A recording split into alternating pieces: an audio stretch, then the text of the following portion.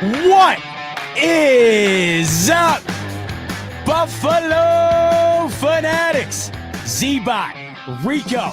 It's Rico and Bot on a Friday night, powered by BetUS on the Buffalo Fanatics YouTube channel. Heading into Week 18, the final week of the regular season, Rico. It feels like just a blink of an eye ago, we were making our preseason predictions. Now, we head into the final week of the regular season, and next week, baby, it's the big dance. We can't wait. But before that, we can't wait to watch our boy Bisky head out there and take on the Patriots. Happy New Year to everyone in here, and Happy New Year to Rico. How you feeling, my brother? Listen, Happy New Year to you, brother. We want to bring in the year with positivity, positive vibes, like we always try to do. Show love, respect, and all of that. So here's to another year of doing the very same thing, and another year of hanging out with the best crew that is out there. For those that have been watching us for freaking ever since we started on Facebook and what we're doing now, salute to everyone. Happy New Year, and salute to my man Bobby, my man Pierre, my man Z-Bot, and the whole writing crew, our Thigh Doc, the whole crew. Happy New Year. Let's get this party started today. We got lots to talk about. It's going to be a fun one. It is going to be a fun one. A lot to talk about this evening. We're going to talk about the Pro Bowl. Does it even matter anymore? It matters a little bit. We'll talk about one big snub from Buffalo that Rico and I both have a bit of a problem with. We're also going to hand out our end of the year awards, our MVP, our coach of the year, our rookie of the year, all of that coming your way this evening. We'll also talk about Saquon Barkley and the decision to not allow him to go out this weekend and break Eric Dickerson's record. We will talk about that. We'll also talk about the biggest winners of the 2024 season, the biggest losers, etc. A lot coming your way here on this episode of Rico and Bot. Before we dive into it, wanted to give you a quick update. Going into Week 18, here are the updated odds to win the AFC on BetUS. Right now, the Kansas City Chiefs are the favorite at plus 155. But Rico, those Buffalo Bills, right behind him at plus 250. And it's felt for the longest time, and it still feels this way heading into the tail end of the year here, Rico. Chiefs at number 1, Bills at number 2, Ravens at number 3 at plus 300. And then you go past that, and it's just phone number type numbers, right, Rico? Doesn't it feel it's a three-man race in the AFC? Does it not feel that way to you? It does feel like a three-man race, but and we've known that since the very beginning of the year. It was going to be a three-man race. We knew that the Ravens were going to be high-powered, totally improved, ready to go. We knew the Chiefs were going to be the Chiefs. They're trying to three-peat. Yeah. We knew the Bills were going to still be in the thick of things. Some folks didn't feel that way, but everything worked out the way it's supposed to work out. The Bills are right up there with a chance to bring one back to Buffalo. How great would that feel? Even today, I don't know how it came up on my feed, but I saw a magician, allegedly a magician. Yes. I don't know if you saw that video. I did. He's giving us great odds to win the whole thing. So who knows? Who knows how it shakes out? But I like these odds, man. These BetUS, man, they're giving us good odds. So I think we can pull it off. I wanted to show you one more thing on here because I find it interesting, because obviously should the Bills win the AFC, that puts them in the Super Bowl and they got to play the winner of the NFC. Here are the odds for the NFC. I find it interesting, Rico. The Lions, the favorite at plus 190 right now. Yep. You got the Eagles at plus 300, but how about the Vikings? Once again, we talked about this the other day. Have you ever seen a team more disrespected than the Vikings being in the situation they're currently in? Right now, Rico, they have the third best odds to win the NFC. If they win Sunday night, Rico, they're the damn 1 seed. Crazy. Buddy, you go from like you're battling for the 1, and if you don't get the 1, you drop to the 5. Yeah. Isn't that insane? What a time to be alive in NFC the NFC North. The NFC North is a battle. The NFC, listen, I used to feel like the NFC at moments were like the NBA East, right? Yes. I felt like the top dogs were all in the AFC, and you dealt with what you had in the NFC. But the NFC's giving us something to worthy to watch. And I like the underdog for me, the dogs that you got to watch out for in the NFC is those pesky Rams. Those Rams might be the team to kind of throw a wrinkle in this whole situation. And listen, we know what we want to happen in the AFC. We know we're vying for it. And I couldn't tell you, I was talking to the wife about that. I told her, listen, man, I was telling her about the magician that took the Bills. I said, Bills, win this whole thing. I'm telling you right now, we are going to Buffalo. She stamped it. She says, I wouldn't even care if you said, babe, I'm spending this amount to go and do what I need to do. She's like, I wouldn't be mad. I was like, you're damn right. There's nothing for you to be mad about. We win this whole thing. We're going to party like it's time. It's time. I mean, I'm not going to give you a year. We're just going to party. We're going to party. I like the point you make on the Rams. That's a really good point. Plus 1,200, that's value. If you're like Rico and you think they can make a sneaky run there, do so on BetUS. Get in on them or any of those teams. YouTube 150 is the promo code. That'll get you 150% sign-up bonus, up to $2,000 on your first deposit, 125% bonus on your next two after that. So, Rico, you had mentioned at the top of the show, you had said we want to bring in the new year with positivity, right? Yes. As we always do. Nothing changes from 2024 to 2025 other than the digit on the end of the year. We always like to bring in positive vibes here. And even when it's a negative environment after a loss or something, we always get back to that positive energy at some point because of everyone in here that joins us on a weekly basis. And we have hoped throughout time here that we have let you know how much you guys mean to us. I mean, I feel like I can't say it enough. I feel like you and I have both shared it as much as I feel like we would hope to. I guess maybe we haven't done it enough. And we wanted to say before we get into our next topic here, we wanted to say as we kick off the new year here, we could not love you guys more. Everything about what we do here is for you guys and for the love of the Buffalo Bills and nothing beyond that. And the reason we bring this up is, one, we want to reiterate to all of you guys how much we truly appreciate each and every one of you. It would not be the same if it weren't for you guys. Not only would we not be able to do this, but we wouldn't be able to enjoy the Buffalo Bills as much as we do if it weren't for you guys, because this gives all of us an outlet to further enhance our fandom. And that's why we appreciate all of you guys so much. And the reason we're bringing this up right now, beyond us just wanting to show appreciation, it was brought to our attention that there are people out there that think that that is quite the opposite approach that we take, Rico. Is it not? That's kind of the vibe that you had gotten here? Apparently, there's some people that, we know this world. There are some people that dislike people for whatever reason they have or whatever they've concocted in their brains or for whatever reason. And we start off the new year with a little, I don't even know what to call it. Let me frame it, I guess. So unfortunately, Rico and I, listen, there's a lot of creators in this space, and that's why we love it. You go around the league, 32 teams, you'd be hard-pressed to find a team that has more content creators. And that's because this is the best fan base on the planet. And a lot of people want to hop on and talk about it. And we love that. And we love how many outlets there are. And we're friends with the vast majority of everyone, right? And the one thing we never do, will never do, and pride ourselves on not doing is degrading someone else for doing the exact same thing that we're doing here right now. At the end of the day, what we're doing here, me and Rico are good buddies. And what we like to do is hop on and talk Bills football. And the fact that you guys join us and along for the ride and talk Bills football with us, it makes it that much sweeter, makes it that much better. We do this for nothing but the sheer love of the Buffalo Bills and the love for talking about it. And we have always prided. I'm getting a little out of sorts. Listen, what Bot's trying to say is we pride ourselves on what we do. We love the Bills. We show passion. We come on here and we have a good old time. So much so that we've met with a whole lot of our friends. I'd like to call friends. There's people that I've met. There's people that I've known for years. Bots know for years. Bots met up with. And it's nothing but love. That's what we're trying to get the point across. But there's some people that don't feel that type of way. And Bot, minding his own business, gets a phone call from mom. Yeah. What did mom say? Yeah, so like you were saying, we pride ourselves on just not starting any drama or getting involved in drama. Why would I get involved in drama with a fellow fan of the team that we're on here talking about? I never understood it, but you see it constantly. And Rico and I have always prided ourselves on just not starting anything, getting involved in anything. But when we get called out for something that we find to be the polar opposite of what we try to bring to the table, there's no way we can't address it. And I wouldn't have known about this if it wasn't for Mama Bell. In fact, I was notified about this about 20 minutes ago. My mom texted me. She goes, "Oh, what are you guys doing tonight?" I said, "I'm about to do a show with Rico." So she hops onto YouTube and a video pops up.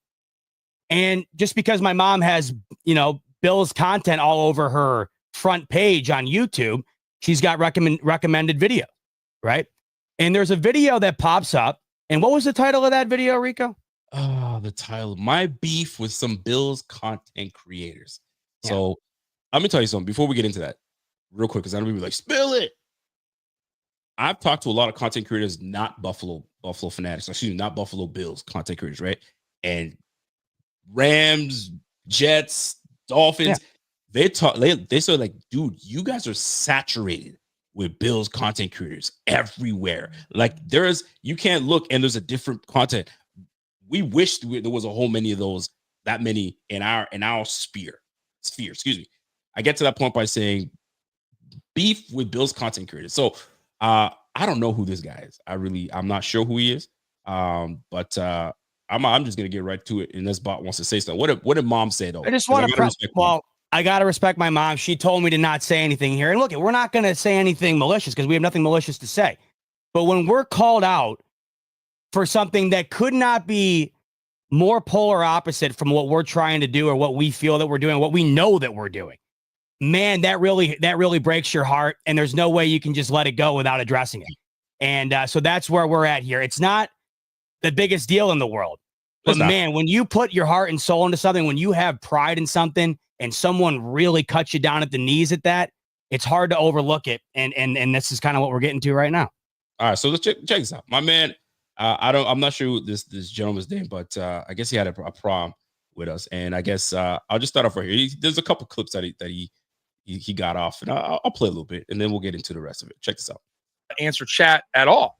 It's not like they have thousands watching and right. So right now, I guess he's saying, I guess somebody in the chat mentioned that something about us and super chats, and we don't answer super chats, or sorry, we don't answer super chats, and if we do answer questions, it's only super chats, and we don't respect anybody else in the chat because we're all about the funds and we don't care about anything else, and so on and so forth. So he decided to speak on that because he has an issue with it. Either it's like 200 exactly. So I get it if you have like I had one time, no joke.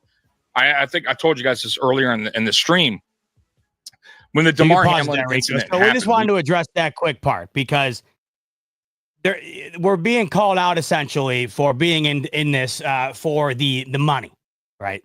We're being told that we are doing this for nothing but the money. And I can speak for Rico when saying we both have full-time jobs, Rico and I. And this is a passion thing that we do on the side that we love.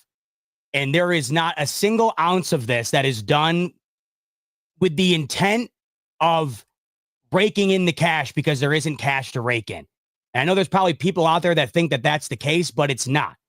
Now, for those who are sending in chats, what we were told right there essentially is that, we only have a couple hundred viewers and for us not to read everybody's chats all the time is crazy. Every single Sunday after a game, there are thousands and thousands of people in here.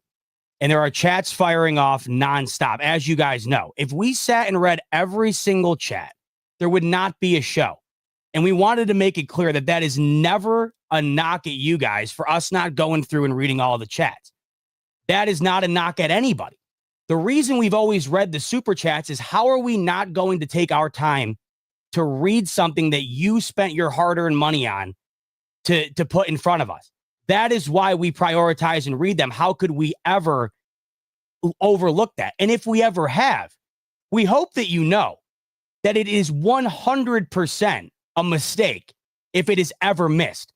We are never intentionally missing or not reading someone's super chat.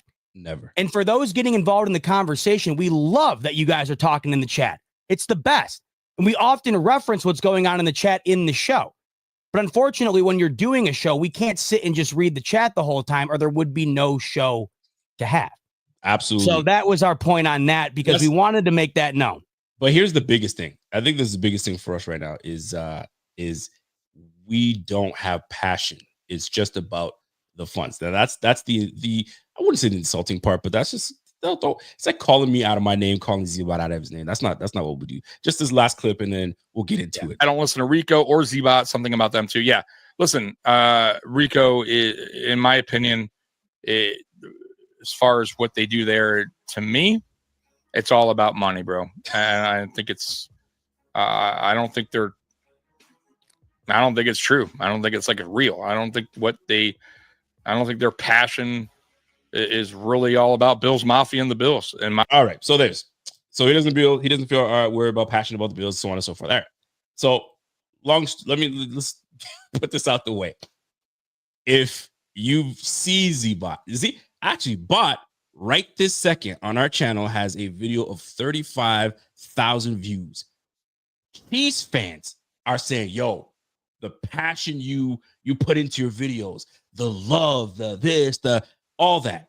I get comments of like, we love when you cuss and you ring it, Rico, and the passion. This is why we get these. So they say we don't get it. I mean, this is nothing to shame on this dude.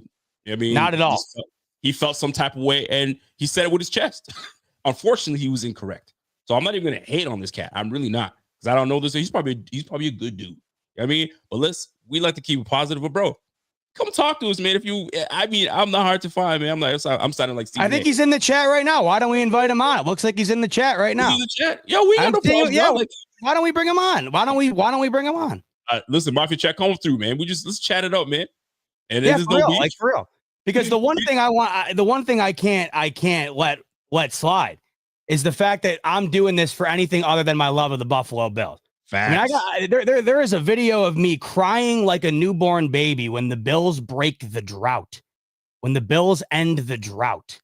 Okay, that is as embarrassing of a moment as you could possibly have, crying because Tyler Boyd propels the 9-7 at the time Buffalo Bills into the Super Bowl, into the playoffs to end a drought. That is what this team had meant to me forever. Just getting into the playoffs to lose to Blake Bortles meant the world to me. And to be called out in terms of doing this simply for a monetary gain, and then to counter that with also saying that we have no love for the Bills and it's all for the dollars, man. I got a real problem with that. And you had said in the video that you don't know us.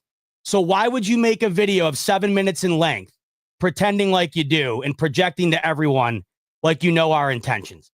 That to me is what I have an issue with. You said in the video you don't know us, and we don't know you. We would never start a problem with you. I don't know why you're trying to start something with us.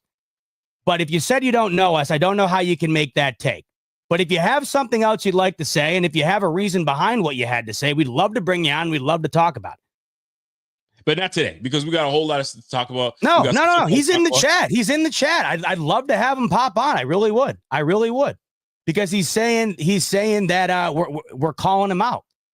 We're not calling anybody out. You made a whole video dedicated to us. You made a whole video dedicated to us doing this for nothing but money and no love for the Buffalo Bills. And I'm supposed to just be like, whatever.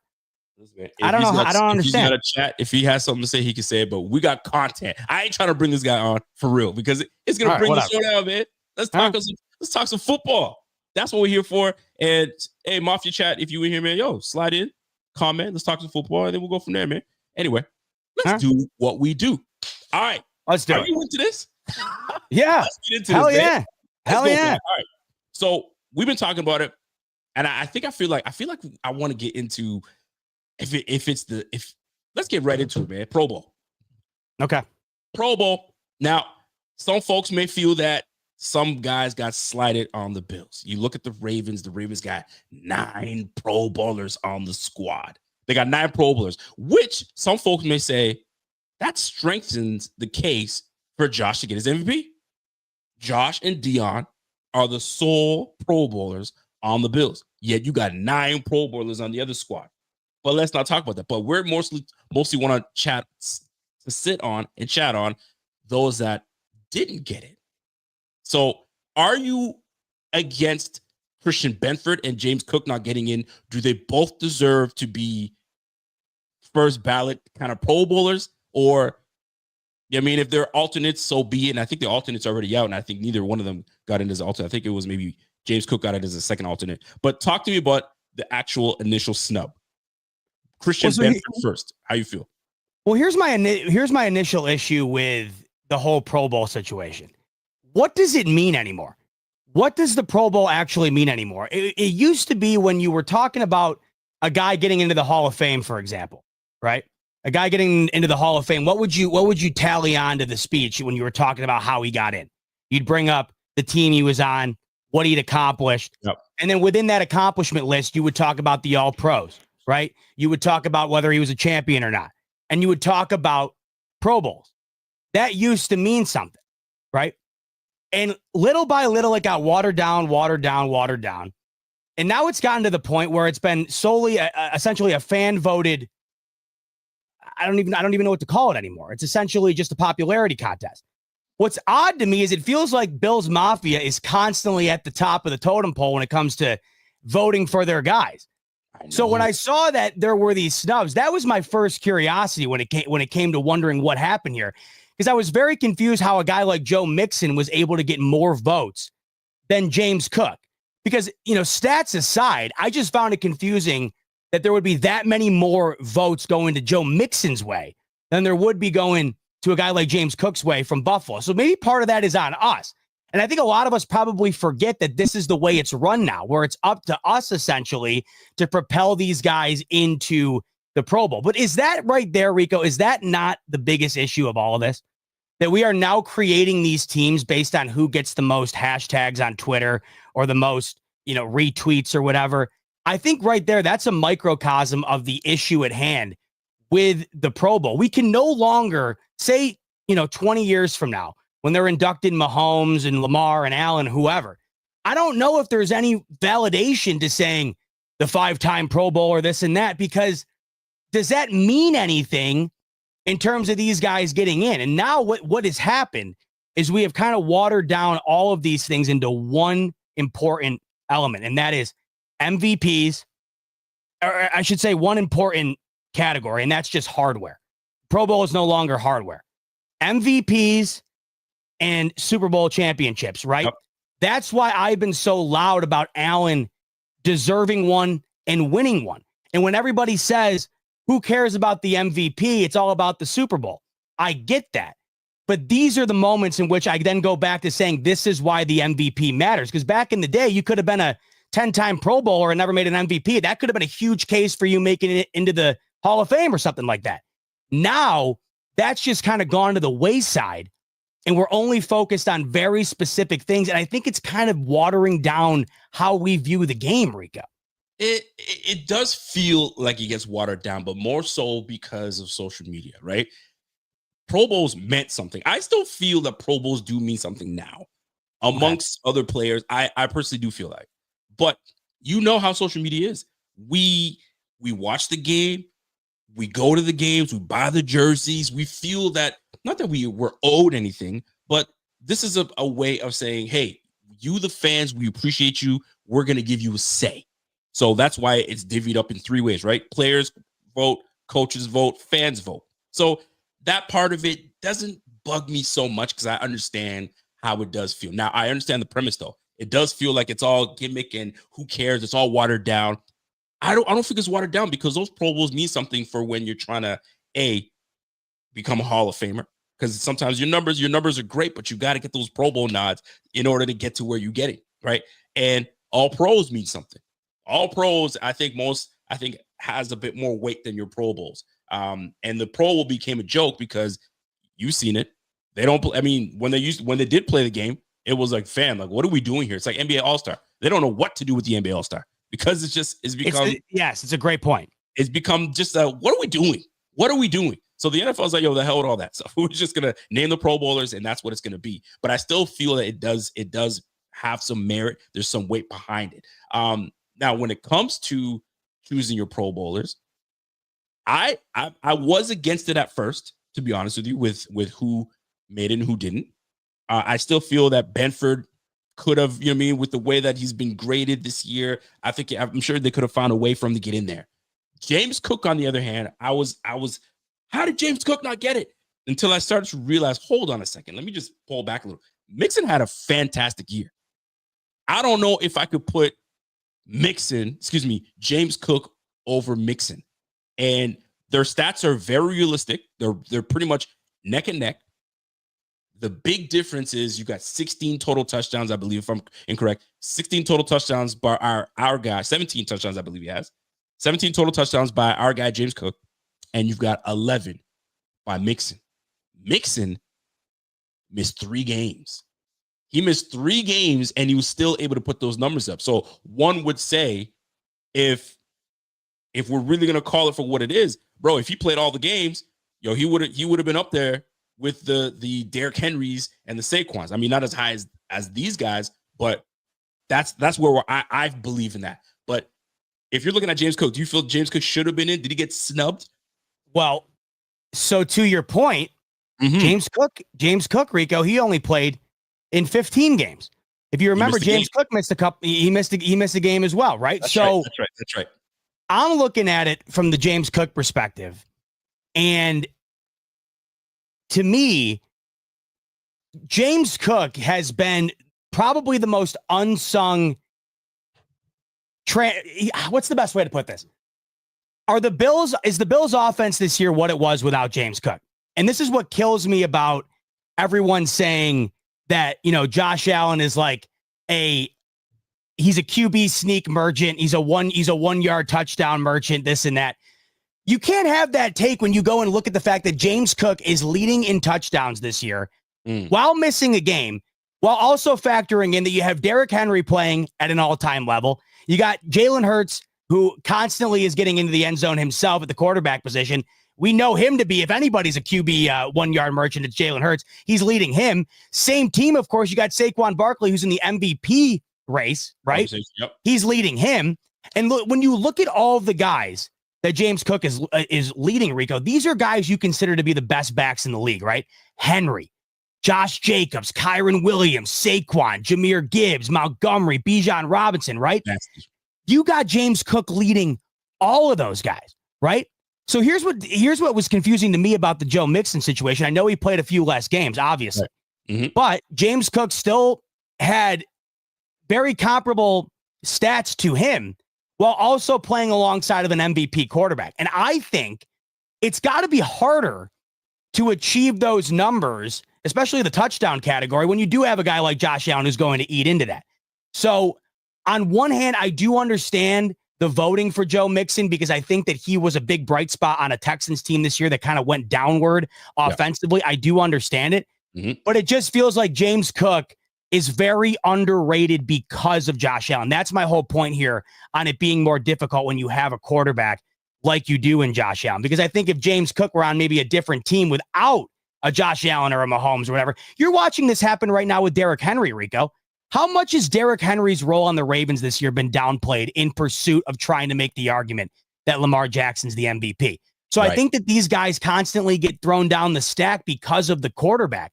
But when you really look at it, James Cook, Rico, this is the crazy thing. You can make the argument about Joe Mixon having less games. James Cook has 43 less attempts than Joe Mixon, despite him playing 2 less games than James Cook. He has 43 less attempts, yet only 12 fewer rush yards, and he has 4 more touchdowns. So he's doing more with less opportunities. And I think that James Cook was unfortunately a casualty of the offense of the Buffalo Bills being completely represented by who number 17 is at quarterback. It's tough, man, because I think we should all take our bias out of it as being Bills fans and kind of look at it. And I love that you said, listen, but look at the numbers and look what, and I'm assuming Pro Bowls is strictly based on the numbers and what you mean to your squad. I don't think they look at it like you're looking at the MVP. So, I mean, Mixon, it's tit for tat, man. If it were reversed, I would be happy with it no matter what. But I think they made the right call just based on what Mixon means to that squad and him missing 3 games and almost, I think he's over 1,000 yards and he missed 3 games. So he's just shy. He's like 20 yards shy of 1,000 20 yards. I think because I know they're really cool. I think what Mixon, James Cook's at 98. I'm sorry. Joe Mixon's only 7 yards shy of 1,000. So, but James Cook's got 980, so it's right there. I know he was on the cusp. So that, I think, you know what? In a way, I see it as a silver lining, believe it or not. And I think you might agree with me in this. For those that get slighted, you can sit here and wallow, I didn't make it, or you can use that as fuel. And a guy like Josh is the type of person that will use it as fuel, right? Like, he's the most overrated player in the Bro, all right, I'm almost overrated. Let me put this MVP on your head top, right? So these boys, like, I see this as like the more hunger, the better for when we get into the playoffs. Oh, I'm not a Pro Bowler. Let me show you what a Pro Bowler looks like come playoff time against maybe the Broncos, against, you know what I mean, the Ravens who face them next. You know what I mean? Show me. Take that anger and put it into when these playoffs come through. So that's what I'm looking at it. I mean, it's tough because I know he was hurt about it. He says, man, you work your tail off to be that dude just to get passed over. And you feel it. I think this year was a year he really wanted to showcase that he was like the one guy in the backfield. I could be a bell cow back. And that's exactly what I think that he was able to do. But it just turns out that Mixon had a slightly better year. And I think the league saw it that way. The fans saw it that way. The coaches saw it that way. And so do the players. Don't forget, it's not all fan base. There's a 3-tier voting system that voted on it. So tough, but I can see how Bills fans might look at it and say, yo, he got snubbed. He got snubbed. Now, speaking of snubbed, Christian Benford might have a conversation to have with some folks because that boy was strictly locked down this year. Man to man, he showed he can play some man. He showed he can be a very good zone corner player and tackle. He gets in there. He's physical. I think one of our better defensive players on this team. And boy, is he going to request a heavy little bag because he's playing lights out. But what we will need, and this is what it all comes down to, and I think you might agree with me in this. This is all great. Regular season, you were that dude in regular season. But the blame always gets shifted towards the defense and if they show up or not. So all that is great, but I need that to show up once the playoffs do begin. So that's a big one for me when it comes to that. But what's your thoughts on Christian Benford not getting the nod? Is he in the same boat as James Cook, or does he have more of a case to say, oh, I should have made it? I think that Benford, once again, is a casualty of the no-name Buffalo Bills, where I think that this defense has been like this for some time, where we've constantly seen guys rise to the top, yet they're not household names. And it might be, once again, due to the fact that when you think about the Buffalo Bills, you think about their offense and you think about Josh Allen. And I said this about several guys. I think Benford's a perfect example. Terrell Bernard's another example. Matt Milano has always been the biggest example to me. He didn't really become a household name. I don't think Matt Milano is a household name. I think that the beyond, I would say this. I guess it depends on how you define household name. If you are bigger than a casual football fan, you know Matt Milano. But I think that if you are a casual football fan, you probably still are unaware of Matt Milano, right? And I think he didn't really have that notoriety that we thought he deserved until he got his all-pro nod. And I think a lot more people were starting to take notice as to what Matt Milano was to the Buffalo Bills defense. But you had him, Bernard, Benford. Teron Johnson, to me, is another one where you could argue that he's been playing the best at that position for a while now, or at least right up there. And he's another guy that I think not a whole lot of people give that credit to. This defense, I think this year in particular, because of the struggles they had down the stretch, it was hard to kind of justify, I think, pulling out guys. But I would also say that might be one more reason to give a nod to a guy like Benford. Because I think if you're missing a guy like Christian Benford, then what does this defense then become? And we know that, right? We know how big of a role that he plays. And that's why we're so excited to have a defense going into this postseason that's healthy compared to what last season was. But I've always felt that ever since Josh Allen became a Bill, if you weren't like a superstar, it was just really hard for you to get your name out there because of the superstardom that Josh Allen has propelled himself into. And so for that reason, you look at right now, by the way, Rico, just to kind of further my point here. Yeah. Like if you look at the top 4 corners based on the PFF grading, like Pat Surtain, that's a household name. Very likely could be the defensive player of the year, right? Yep. Then you have McDuffie, which I think a lot more people know because of him being a first-round draft pick by the Chiefs and then immediately exploding into being an all-pro, right? Cooper DeJean, a rookie this year. I think a lot of people are talking about him because he just blows onto the scene and he makes an Eagles secondary that was abysmal at the end of last year into a defense now that's vying to be one of the better ones in the NFL. And then you got Benford on the outside of that at number 4. And I think you look at that list and then you understand, okay, this is why it makes a little bit more sense. But that to me is what it all comes down to. I think the Bills are oftentimes casualties of being guys that aren't necessarily those buzzworthy names that everybody's talking about on TV or radio. It is crazy because I'm looking at the Pro Bowl roster and certain guys that made the squad, and for a team that's 13-3 right now,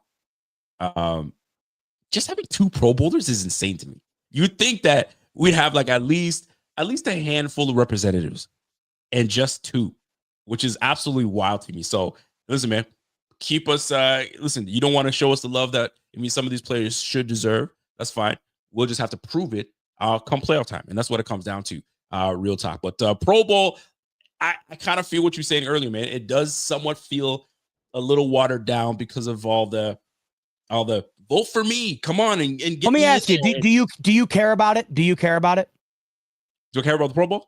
Like, do you care? Like, yeah, when you see the list come out, because to me it's hilarious at this point. The Bills are 13-3; they have 2 Pro Bowlers. You know what I mean? Right. So, like, do you care at this point? Because this has been a common theme in Buffalo.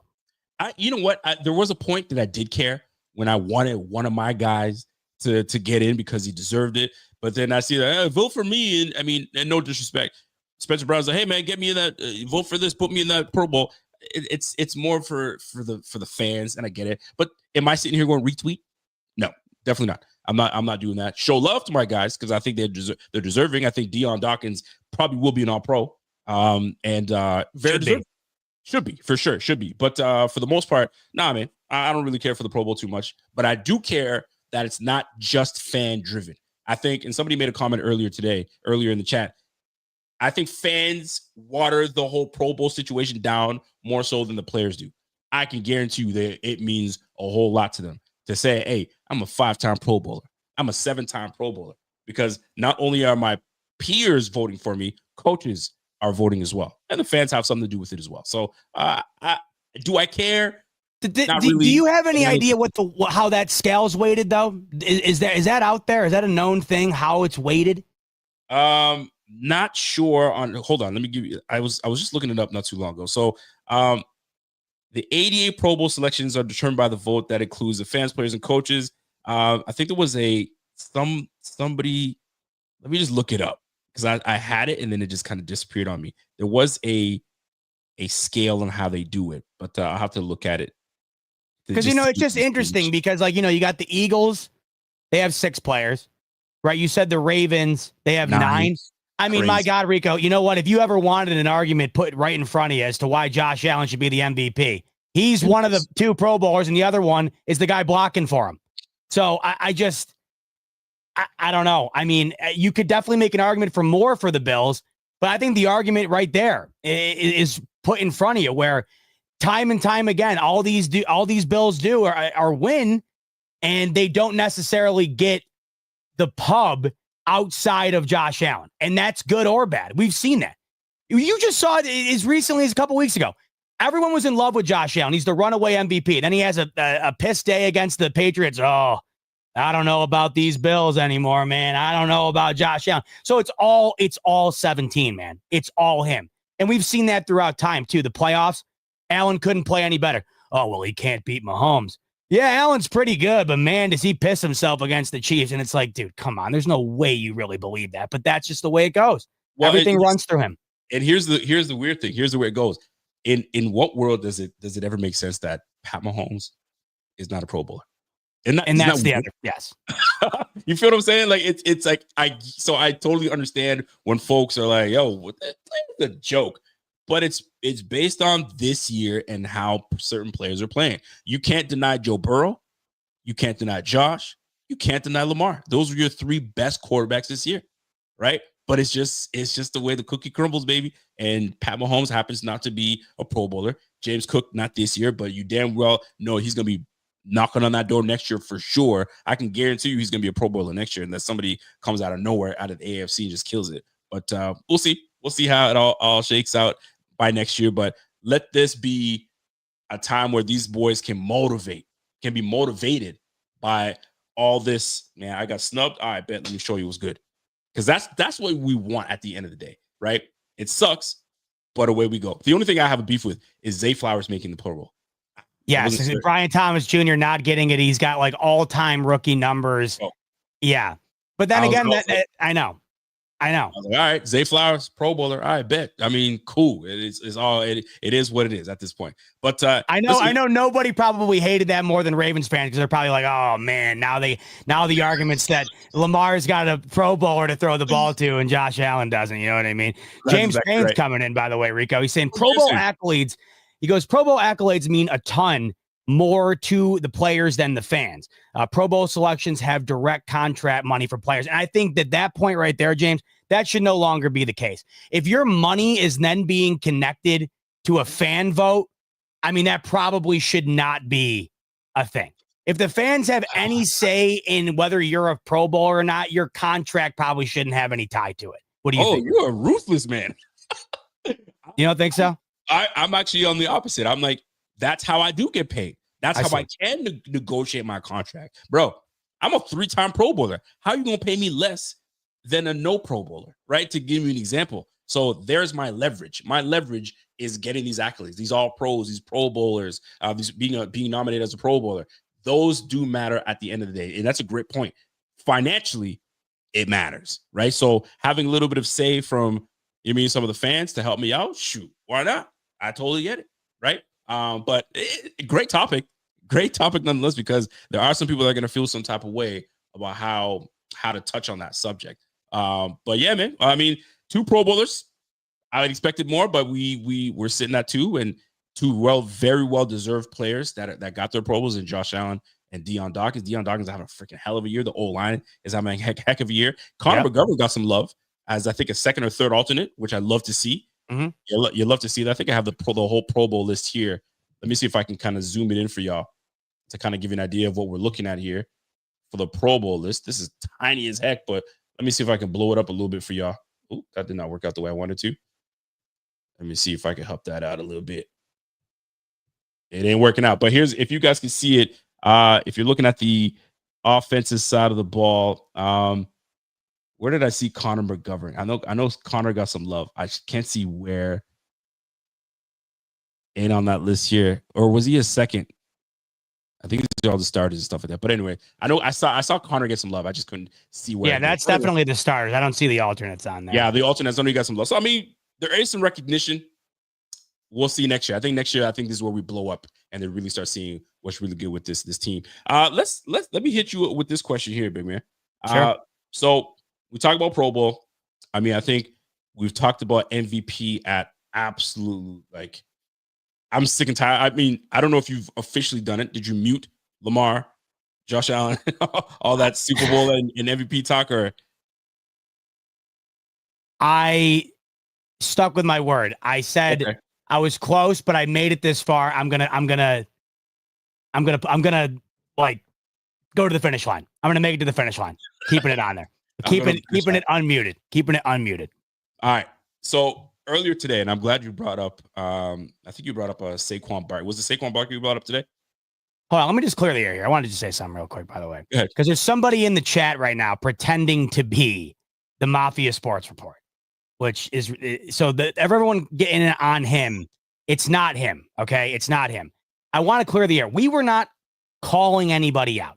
We were addressing us being called out and us kind of being mentioned in a way that we do not identify ourselves as. We have no beef with anyone, including Mafia Sports Report. We have no beef with anybody. But when we had saw that we were kind of called out for things that we just do not believe in, we wanted to address it. And more than anything, we wanted to just let you guys know, because that got some views, that video. We just wanted to let you guys know that for those who might have thought the same, we wanted to let you guys know where we're coming from. And that's it. We're going to drop it there. There's nothing for us to gain getting into an argument with anybody. I don't think there's anything for anyone to gain doing that. That's a troll in the chat, by the way. And I just wanted to clear the air by saying we don't have an issue with anybody. We saw that. We wanted to address you guys personally, for those who saw it, to let you know where we're coming from, because that's not how we approach things. That's not how we identify ourselves. We wish him the best of luck. We wish everybody in this damn space the best of luck. When Rico was starting to do this, man, he was sitting on a Facebook Live, on his kitchen chair talking about the Bills. Everyone's doing. I think I have 12 people watching me. I think that's right. Yeah. Yo, salute to the chat. I mean, that's just, so we always are supporting everyone because this is, at the end of the day, we've always come down to one thing. We're all fans of the Buffalo Bills, man. We all love it. That's why we never understood why there's a point in calling people out or doing that, because I don't get why there's infighting. I never have understood that. I don't get it. We're all a fan base, man. It's not even fun. I like dealing with more like trolls from the other team. I mean, that's a lot more entertaining for me. No, see, I love that. But what I love the most is I love the it goes from trolls to, because you mentioned it earlier. So the video you mentioned earlier, the most viewed video of the year. What do you know? It was me crying about the Chiefs for 3 hours. Right. But what I've loved about that is how many, like Arrowhead Nation, how many of these guys have we got to come in here that are intelligent and bipartisan Chiefs fans that we could then have conversations about a variety of different things with. So I love it because, like you just said, Rico, that's one of my favorite things. But then you kind of branch out and you get to see other sectors of fan bases and whatnot. It's a beautiful thing, man. Of course. That's the way it is, man. I mean, listen, if they say Bot's not fired up, man, here it is. No passion. Bot sounds pretty passionate to me. He's ready to roll.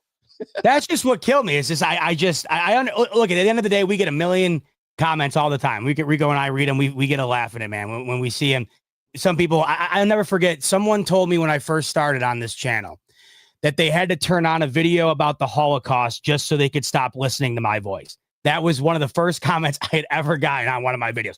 People are going to hate this shit, and that's fine. How many shows out there do you just hate? And that is easily going to be the case for us, for people as well. Not everything is for everybody. That's why it's great that there's so many different outlets.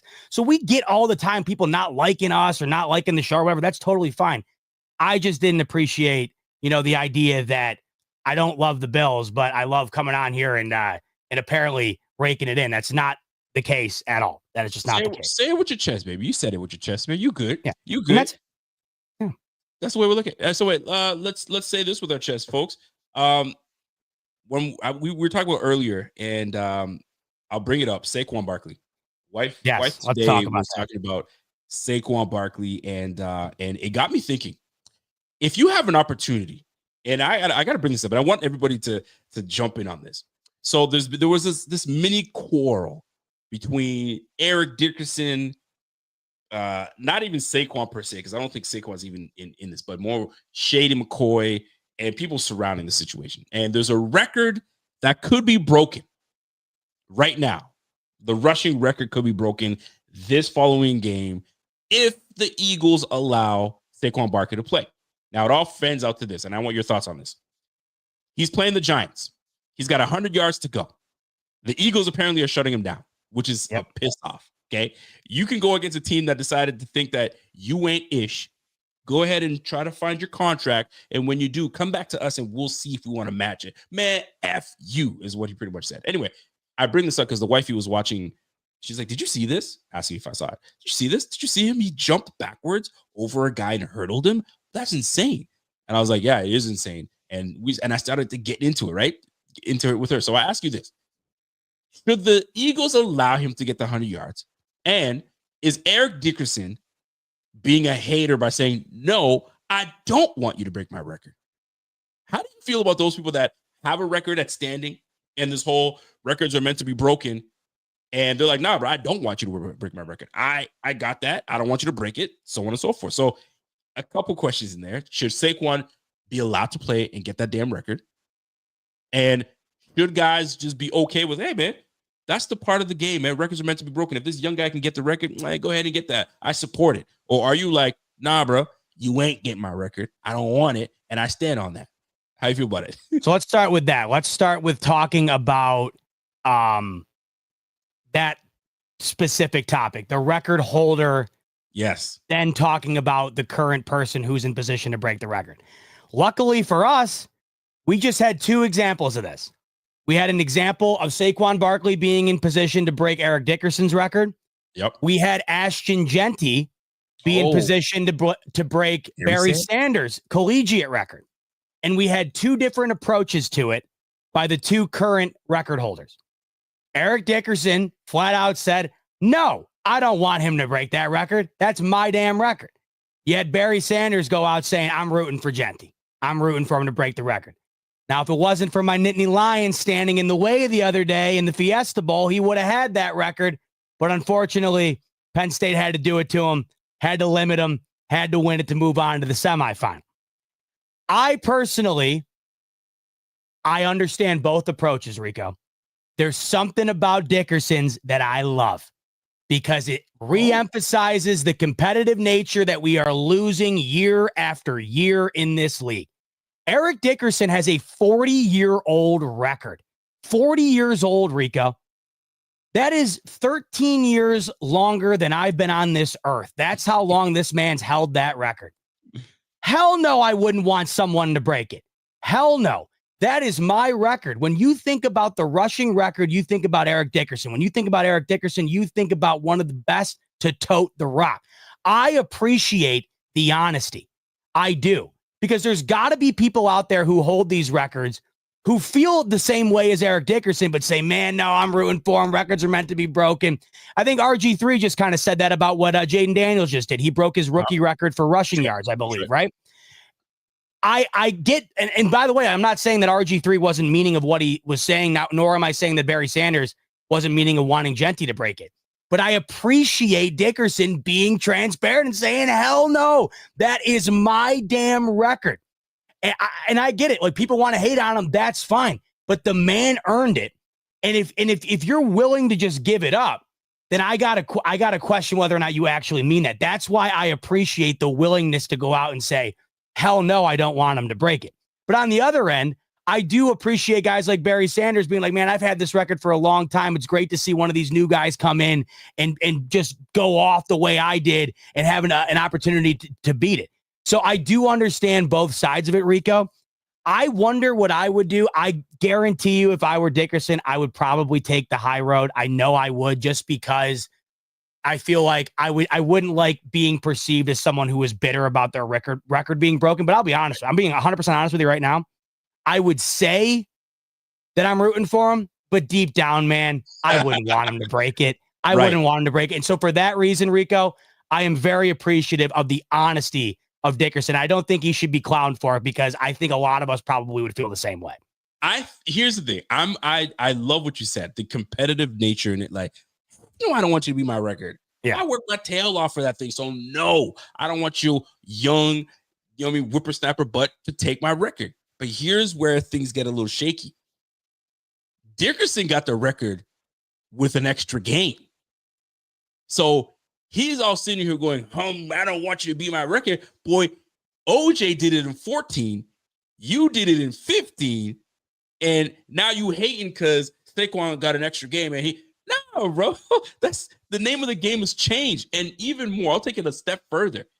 Back then when Dickerson was playing ball, it wasn't a pass-happy league the way it is now. So it's even more impressive that a Saquon Barkley can get 2,000 yards in a pass-happy league, man. This is the age where they're hating on the running back, not wanting to pay the running back. They're putting two backs in the backfield.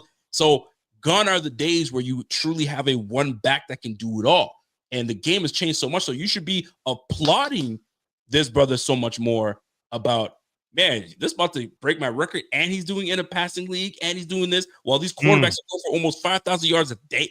Bro, it used to be a thing to pass for 4,000 yards, let alone 5. And these boys are able to do it 2,000 yards rushing in this economy. Yo, you better get up and stand up and say, yo, if you can break that record, man, go ahead and break that record. Furthermore, it makes people talk about you even more. Yo, Eric Dickerson, man, look, back then in that era, this is how it was then, and Saquon just beat the record, but you crushed. It just would have made way more sense for more love to be shown than the competitive nature. But I also love the competitive nature because there's not enough of that now. Everybody's kumbaya. Yeah, I mean, everybody's high-fiving. Hey, let's work out together. Let's do that. I need that competitive edge. So I kind of like it, but that other side I had to show it. So it's one of those things. I hope the Eagles allow him. I hope they change their mind and say, yo, jump in there and get it. But it seems as though they might just say, yo, just chill out, young buck. We're going to wait till the playoff time. Hate that part. What are your thoughts on that part? The sitting part, where he can poetic justice to go against the Giants. I hate that you're not letting him do it. I hate it. You want to talk about the definition of removing the competitiveness from the game, in my opinion, Rico? Where do I begin with this? Because it's tough to make it seem like it's not selfish while also trying to make it seem like it. I'm trying to toe the line between the team-oriented game and then the selfish element of the game, I suppose. Because we tend to forget that there is a lot of selfishness involved in this league for a good reason.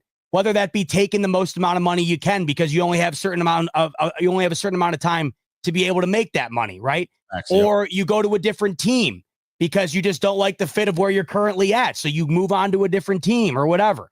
It is a team game.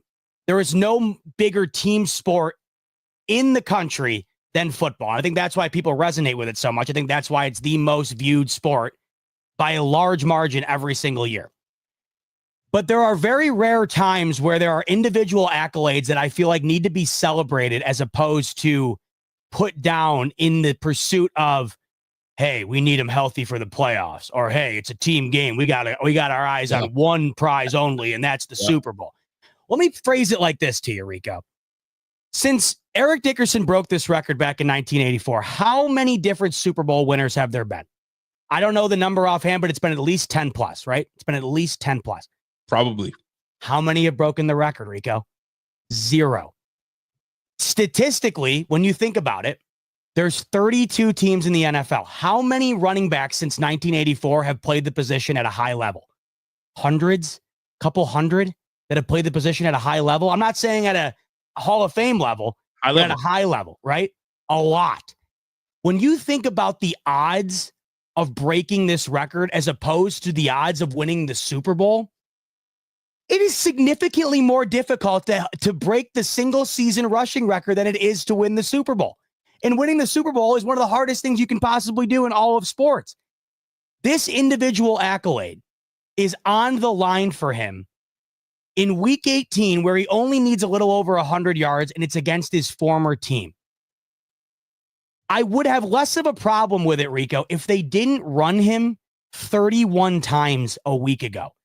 How can you justify wanting to sit him and preserve health if a week prior in a game where you won 34-7 against the banged up Cowboys, how do you justify running him 31 times in that game?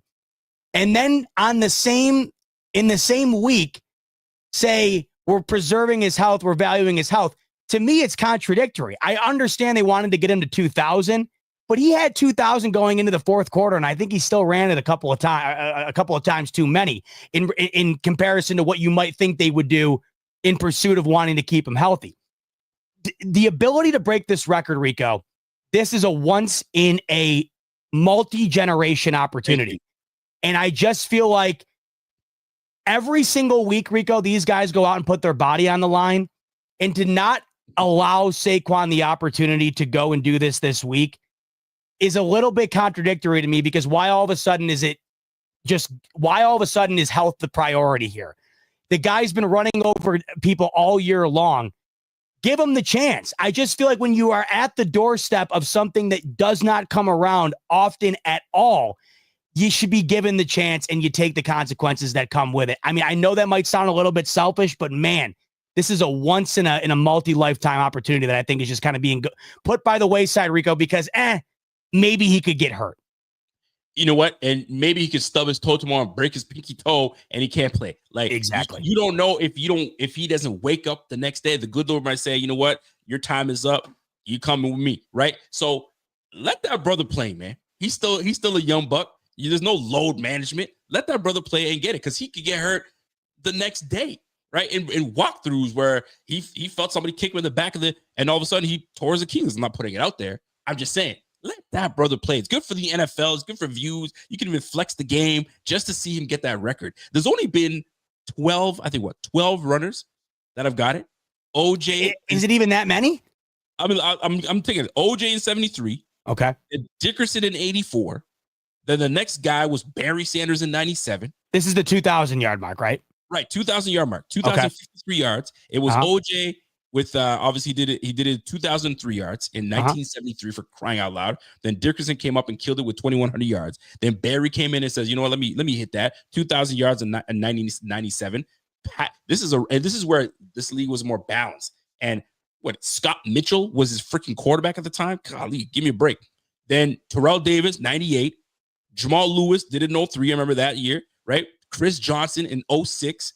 So you had 03, 09, 2012, Adrian Peterson, Derrick Henry, 2020, and you got Saquon Barkley. Fam, 3, 6, 9 players. 9 players. Yo, let that brother get Think about that. Man. Think about that. 9 players in 40 years. Yeah, it's crazy. Let that brother 10. Saquon's the 10th. So let that brother get it. Man. Let that brother get it. That's the way I look at it. I just look at, you don't know what's going to happen. And this is once again back to my argument for wanting Allen to win the MVP. Mm-hmm. You don't know what you can only control what you can control. You don't know what happens if you go into the playoffs. And Allen, like the 13-second game is the perfect example. Have you seen a better performance by a quarterback just to have it be in a losing effort? Like, you haven't.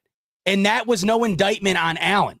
The Eagles, in all likelihood, Rico, could play the Green Bay Packers in round 1 because of how good the North is. Yep. They could waltz out there and lose. And then you lose the rushing title and you don't go all the way. I understand it's all about the team and winning the chip. I mean, no one wants that more than me, but I'll tell you right now, if this was James Cook, I personally, as a Bills fan, would be really upset about him not having the opportunity to go and break it. I really would. Because I think that's something that lasts a lifetime that the fans can hang on to forever. I would absolutely do the same. So like right now, Josh Allen has the ability to take a snap so he can continue his streak record.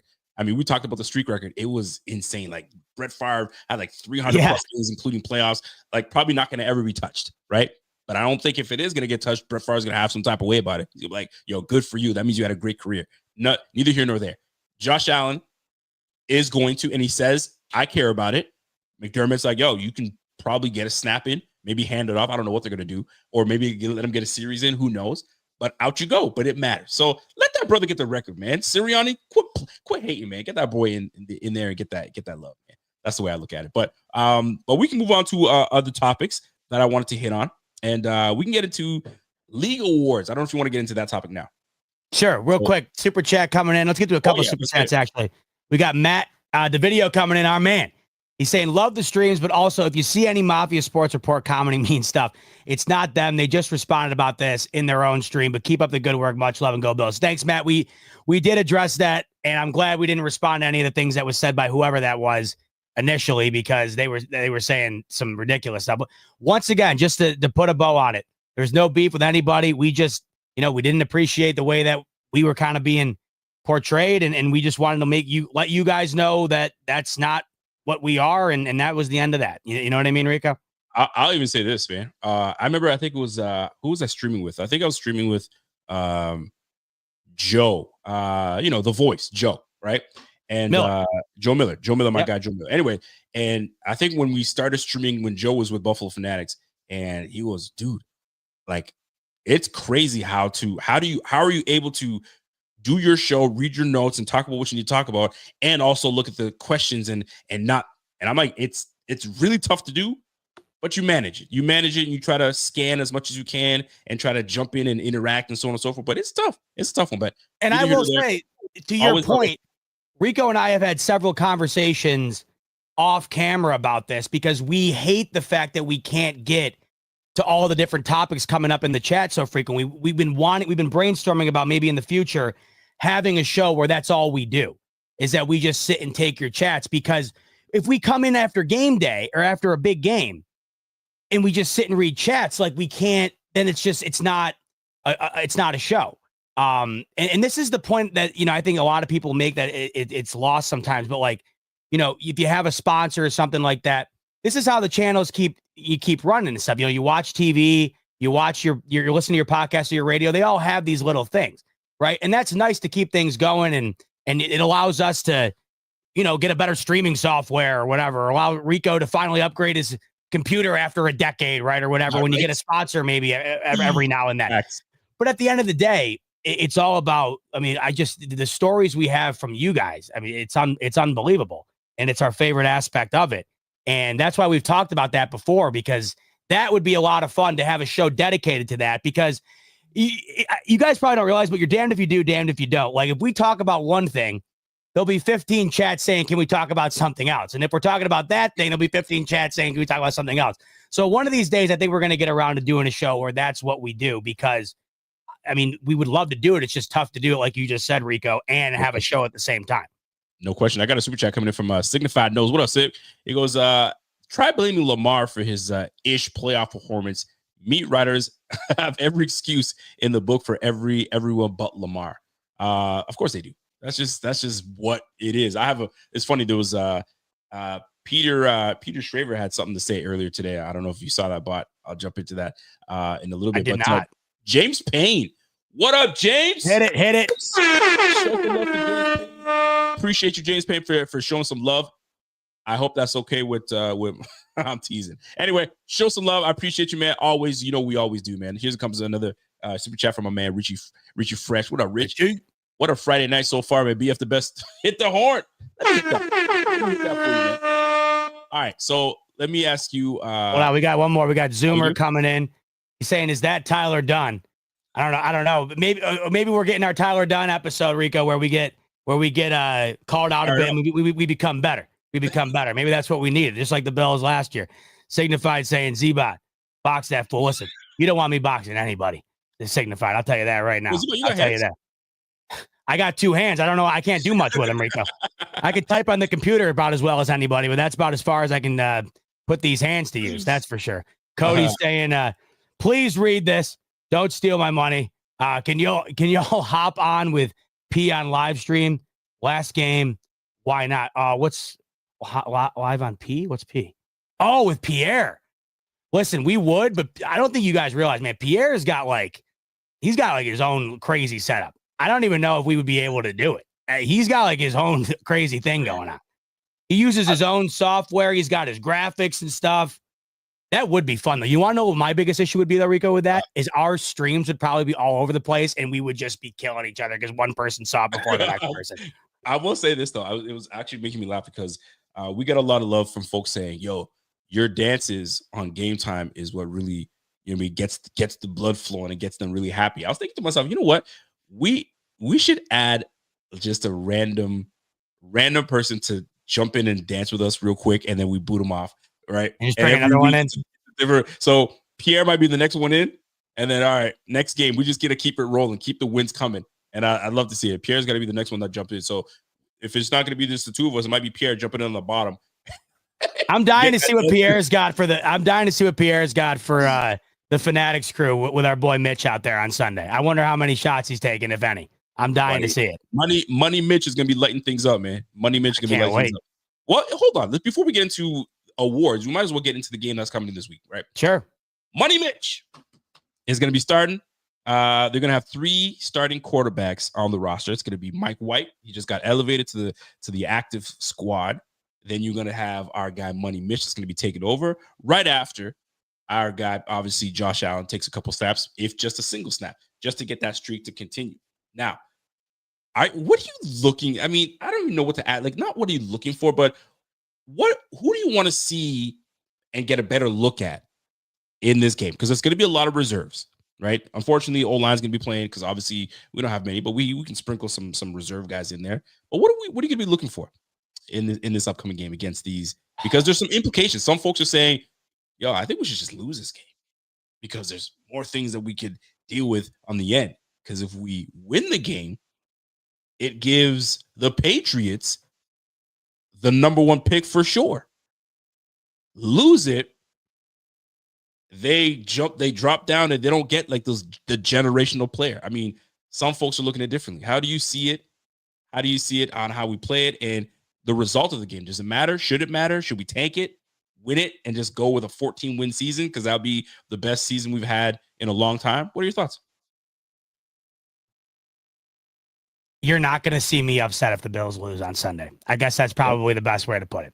Okay. Because on what planet would I want the Patriots getting a number 1 overall pick in any capacity? I don't care who it is. I know the common narrative out there right now is, well, they already have their quarterback.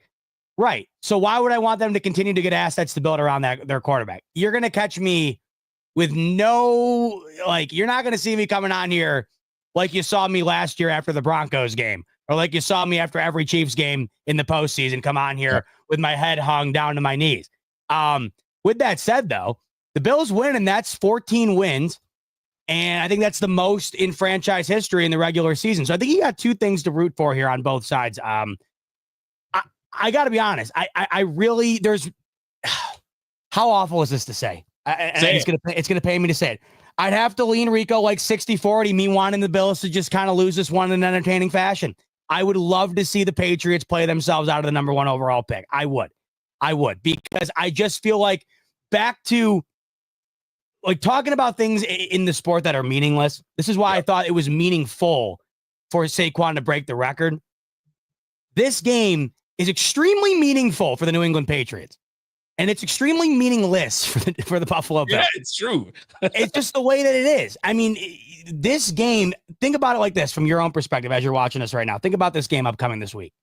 Are you even thinking about this game, or are you thinking about who those Bills playing next week in the wild card? And when's that game going to be? That's what you're thinking about right now.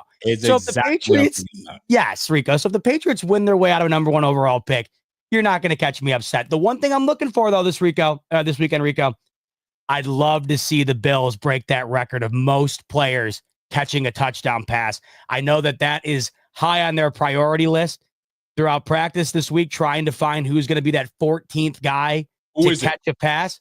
Who's it going to be? I don't know. I'd love to see it be a lineman. Kind of like they've done with Dion in the past. They did it with Kyle Williams once, I believe, back in the day, right? Getting them into the end zone. I would love to see something creative once they get down into the red zone to get a guy a score. Do you have a guy in mind? I got a guy in mind, and I know I have a guy in mind. I know what the play is going to be, and it's very doable, right? Like, it's not going to be gimmicky. It's going to be Reggie Gilliam. How do you not give it to Reggie? Reggie he was a bigger part of this offense a couple years ago. He's been relegated to strictly special teams and a couple plays here and there. He can play the fullback position, can play the tight end position. Bro, give me a shovel pass to Reggie Gilliam in the red zone, right on the goal line. There goes your 14th, receiver to catch a football for a touchdown. Give me Reggie Gilliam, the sledgehammer himself. I like him getting the odds. I don't know what my Bet US odds are, but I'd love to see what that's the Bills. That's a great choice. Because it's very doable, right? It's very doable. Who else is on the list? Who hasn't caught it? How crazy is that? Who hasn't caught a touchdown pass yet? Let me take a peek here just to see, because that's the question. Honestly, that's the question. The Gilliam poll, Rico, I think that is about as good of a choice as you could have made right there. That's right, Walter. Pro Bowl alternate Gilliam to you, sir. He's right. That's right. Yeah, I mean, well, Curtis. I like you, man. Yeah, no, I think I'm trying to think who hasn't. I mean, Shavers just got his. Yeah. If we bring up Virgil, maybe try to get Virgil in there, but I mean, I think he's at his cap. Wait, is Virgil back? Oh yeah, he's back in the practice squad. How about a pitch off and then a throwback to Mike White or Trubisky into the end zone? Oh, like a Philly special. Yeah. Something like that, huh? Or just like I said, something with a lineman. Like we've seen Dawkins do it. Kind of like it. Something like that could be fun. They've been so I wonder if they'll get Tylen Grable in there. Tylen Grable is one of those athletic tackles that we have, that he's athletic enough that he could probably get out and run a route. But Deion Dawkins catching a football would be sweet too. Yeah, of course. I would just tag on to it. So how much do you think he plays? Like, a whole lot? Probably not. Who knows, man? Virgil, Davidson. I think Davidson can't get called up. From what I understand, I think he can't get called up only because I think he's been called up his limit. They've already that they were already kind of worried about maybe not even getting Mike White elevated because they can only elevate so many. Right. So but Zoomer's coming in like, look, I'll be the one to go in there and catch one for the boys. I'll go run a slant. What? No, I'm throwing you a 9. Go deep. You got wheels. Oh, you're hitting me on the post? The post pattern? No, I'll give you a 9. Just give me straight. I don't want you to. You want me to run all verticals, all 4 verticals? That's it, man. Just by the time inside shake, hit that 9. Go. If that play started at the 1, Trubisky would be sacked on 3 different downs by the time I reach the 50. He gassed. You would have to give me like, you'd have to fake everything to the right, and then I'd have to like sneak onto the field off the sideline. You'd have to run 10 out there, Rico, and then I'd have to like run in off the sideline. What's my 40? Dude, I don't even. You run under 6. You run under 6. Hell no. Hell no. You can run under 6. I'll give you that. You can run under 6. Man, I haven't ran 5'9", 5'9". I'm trying to think the last time I ran a dead sprint. Probably when my cat got loose is the last time I ran a dead sprint, and that was difficult.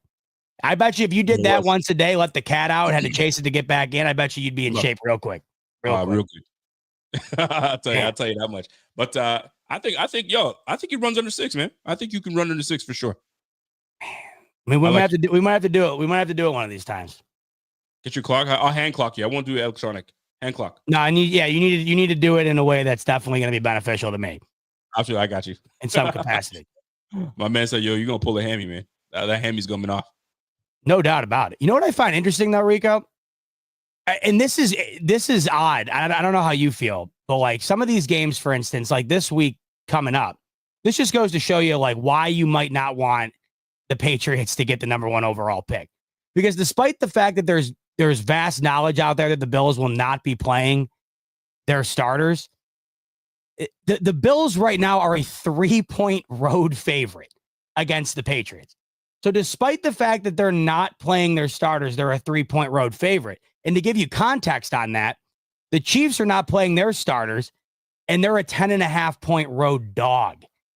So This just goes to show you the Patriots are considered 3 points worse at home than the Bills JV team.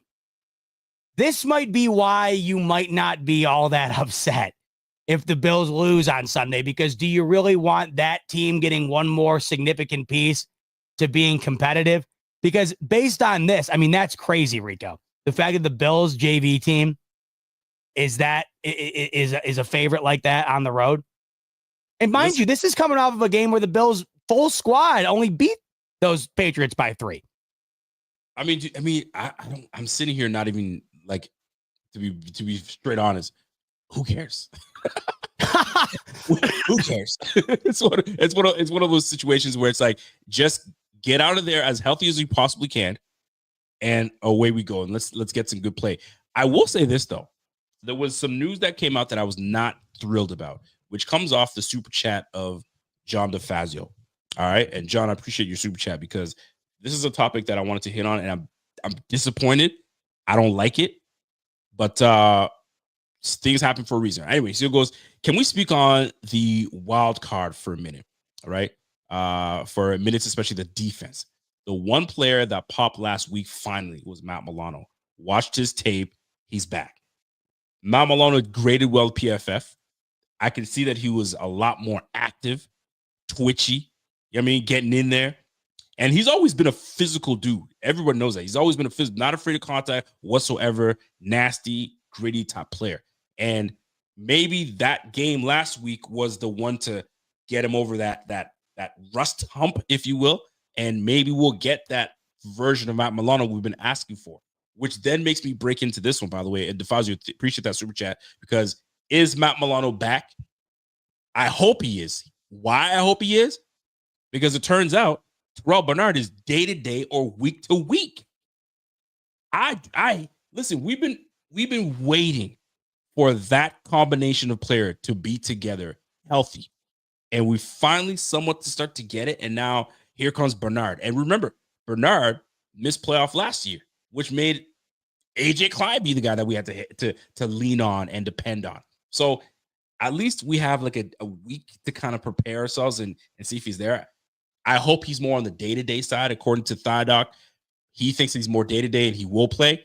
But if we don't see any of Terrell Bernard, maybe it's a week-to-week thing, and it really sucks because now you're having Milano and obviously Williams Dorian Williams get out there. How did you feel when you saw the news of like, injury, Bernard? of all play? Were you discouraged or be like, nah, man, it's day to day. He'll be fine.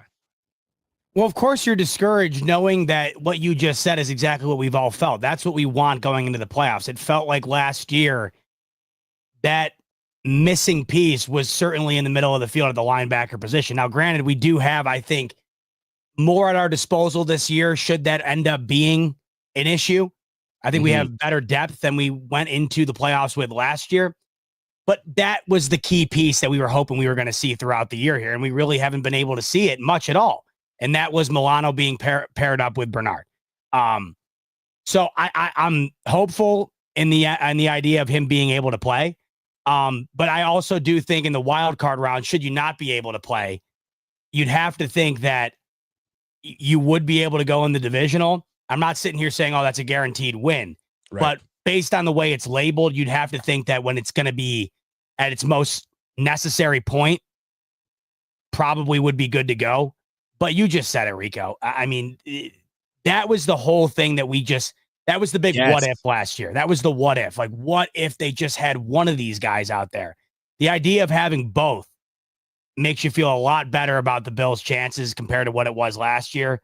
So it's all you can hope for. And I agree with the Milano situation. That's why I wasn't ready to sit here and say I'm done with Matt Milano, because That's right. You were saying that. I'm of the mindset like, man, when it's all on the line, Matt Milano is going to be that guy that's going to give you 150%, man. And when that guy's playing full go, but if we can have him out there with Bernard, man, that is exactly what you hoped you had last year. That was exactly what you thought might have been the difference compared to how the season ended. And you're absolutely right. And this is where Mike, the Buffalo, my Buff 716, Big Mike says, yo, Matt Perino, so from Rochester, I think it was Rochester, New York. Matt Perino said Bernard was flying around at practice. So nothing to worry about, fellas. All right, listen, that's exactly what I wanted to hear, because Coach did say day to day, potentially week to week, but I know Coach is very mum on certain things. He doesn't like to really give out details. So he's more of like, hey, we'll take it week to week, day to day. So I'm glad he was flying around, because that's exactly what we need. We need that. We need them boys healthy as ever. Speaking of health, we might be entering the playoffs the healthiest. You got me speaking with the damn lips. Where did that come from? The hell? Anyway, this might be the one time that the Bills are coming in the healthiest they've been ever this year. How great would that be for the defense to finally say, okay, everybody is healthy, everybody's juiced up, ready to roll. All right, let's go. Do we got a little bit more juice from Von Miller? Cool. All right, we fortified the line. We got Dwayne Smoot back. Like, a lot of the depth players that we once lost are now back and have returned. This is good. DeMar Hamlin will, surprisingly, I'm saying DeMar Hamlin, but DeMar Hamlin should be back in time. We've got some really good looks from obviously Cole Bishop, and he's done really well, by the way. Mm-hmm. So that might be interesting. We might see a lot more of that trio in there. Cole Bishop, Hamlin, Taylor Rapp. But yo, from what everything seems like, everybody's gonna be ready, healthy, ready to go. And I'll tell you, man, we talk about Rams being a dangerous team. I say, man, the Bills before that silly loss to the Rams, bro, we were one of the most dangerous teams coming in. I still feel that we are a very dangerous team. Aren't you? Like, I mean, I'd be silly to ask, aren't you excited about that? But dude, how nice is it going to be that we're not having to worry about, oh, we're going into the wild card, we're banged up and nah, bro, we're going in healthy. Let's kick some damn ass and let's roll right to the Super Bowl. How great is it to have these guys ready and prepared to potentially face Broncos? We'll get into that next. Then maybe most likely facing the Ravens, most likely facing the Chiefs. Like, that's the path. The path to the Super Bowl. Broncos, that is a path. Ravens, Chiefs. And if things don't work out the way we think they will, and there's a subtle ruffle in the and you know what? Let me just bring it up right now. We might as well talk about it. Let us talk about it right this second, because it may be the Bengals. The Bengals might end up being the 7th seed if things work out the way they're supposed to work out. So Bengals, Ravens, Chiefs, what a path to the Super Bowl that would be. But would you want it any other way? Crazy. I don't see the Bengals getting in. I think it's going to be Denver. You think it's Denver? I'm like 99% sure it's going to be Denver. Yeah. Because all Denver has to do is beat the Chiefs backups, and the Bengals have to have Miami lose to the Jets, and it's looking like Tua's not going to play. And I just think the Jets, I watched that game between the Browns and the Dolphins last week without Tua, man. It was just because the Browns were just that much worse with what's his name there at quarterback? Winston? No. Dorian Thompson Robinson. DTR. DTR. They could not do anything. I mean, they literally couldn't do anything. No. So I think it's gonna. I have convinced myself, all right, it's gonna be Denver. But you seem like you think there could be a shakeup here. There could be, and we'll get into it just a little bit. But Walter's been banging this drum at least the last 6 to 7 weeks, at least, and he has been on.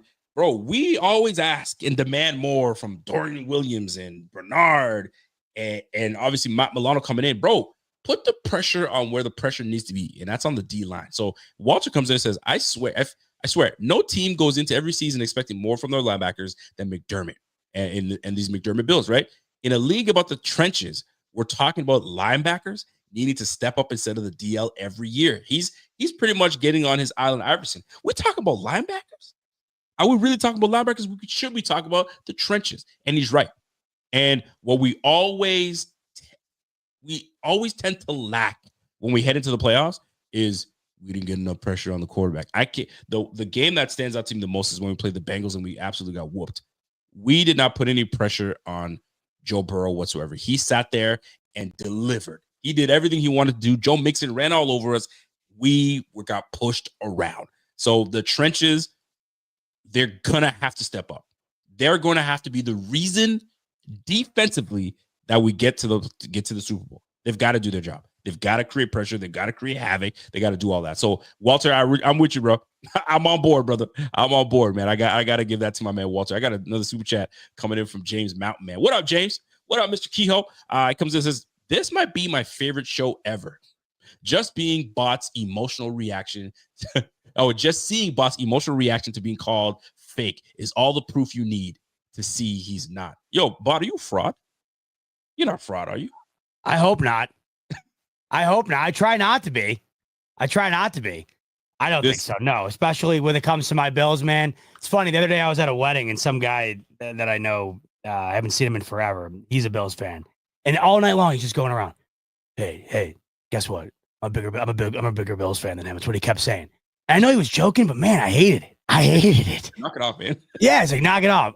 No, yeah. But we appreciate it, James, obviously. No, that's why I was so taken back by it. Once again, if you don't like the show or whatever, that's fine by us.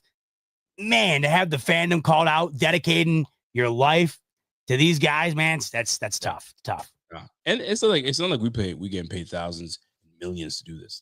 Oh, wouldn't that be nice? He's like, yo, get off the damn thing because you got kids to come deal with. Like, bro, get out of here. Hey, this might be the best way to describe it, though. Right here is what Mike D is saying. Right, he's like, if everybody always asks me, "What are you gonna do during the Super Bowl?" and I'm like, locking myself in a room with mom and dad. That's what I'm doing. Yep. And God, do I hope I get the ability to do that. Boy, do I get the hope, Rico. Boy, do I hope I get that chance. Absolutely. And by the way, tell mom I forced you into addressing that stuff today. So, mom, it wasn't Bot's fault. No, he didn't. No, he didn't. I got to know. Listen, somebody brought something up here, which I think is great. How do you feel about players losing their position to injury? And I bring this up because Cole Bishop has been getting some nods. He's looked good in some moments. He's looked explosive. And there was a play. I don't know who did the film study on it, or was it? I don't know who clipped it, but I think I put it on there. And it was a play where Cole Bishop dropped down to take away a curl, and then jumped back up to kind of who I forgot who was it? I can't remember who the player was next to him, but he was in two positions. I went boom, and it came back in and disrupted the whole play, and it was an incomplete pass. How do you feel with players that were once a starter, but then they lose their job? And I'm not saying that's what's happened with DeMar Hamlin, but they lose their job to someone that's been playing pretty well. Should the player returning from injury slide back into their rightful position, or if the team sees that I like this combination of Cole Bishop and Taylor Rapp together, could Damar Hamlin lose his job, and is it justified? Man, this conversation always leads me back to Tom Brady and Drew Bledsoe, right? And they ride with Brady, and the Brady legacy is born, and they never go back, and that's why then he ends up becoming the GOAT.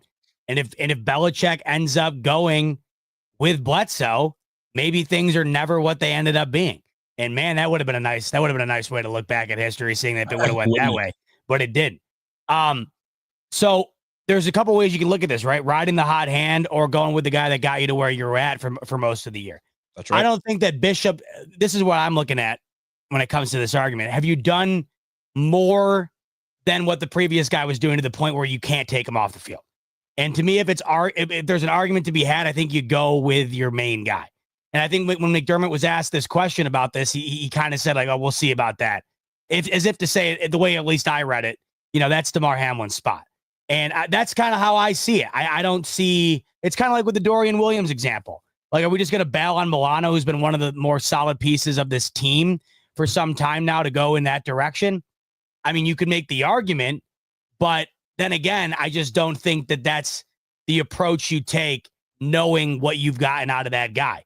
Now, if you have seen major regression from one party and major surge from another party, I get it wholeheartedly. But if it's an argument, I think, Rico, like if there's like a debate to be had, I think you lean with the guy that you've had for the majority of the year. And we, like you keep alluding to, like Hamlin's been real solid for this team, more than anybody would have anticipated. For sure. So I would go with Hamlin.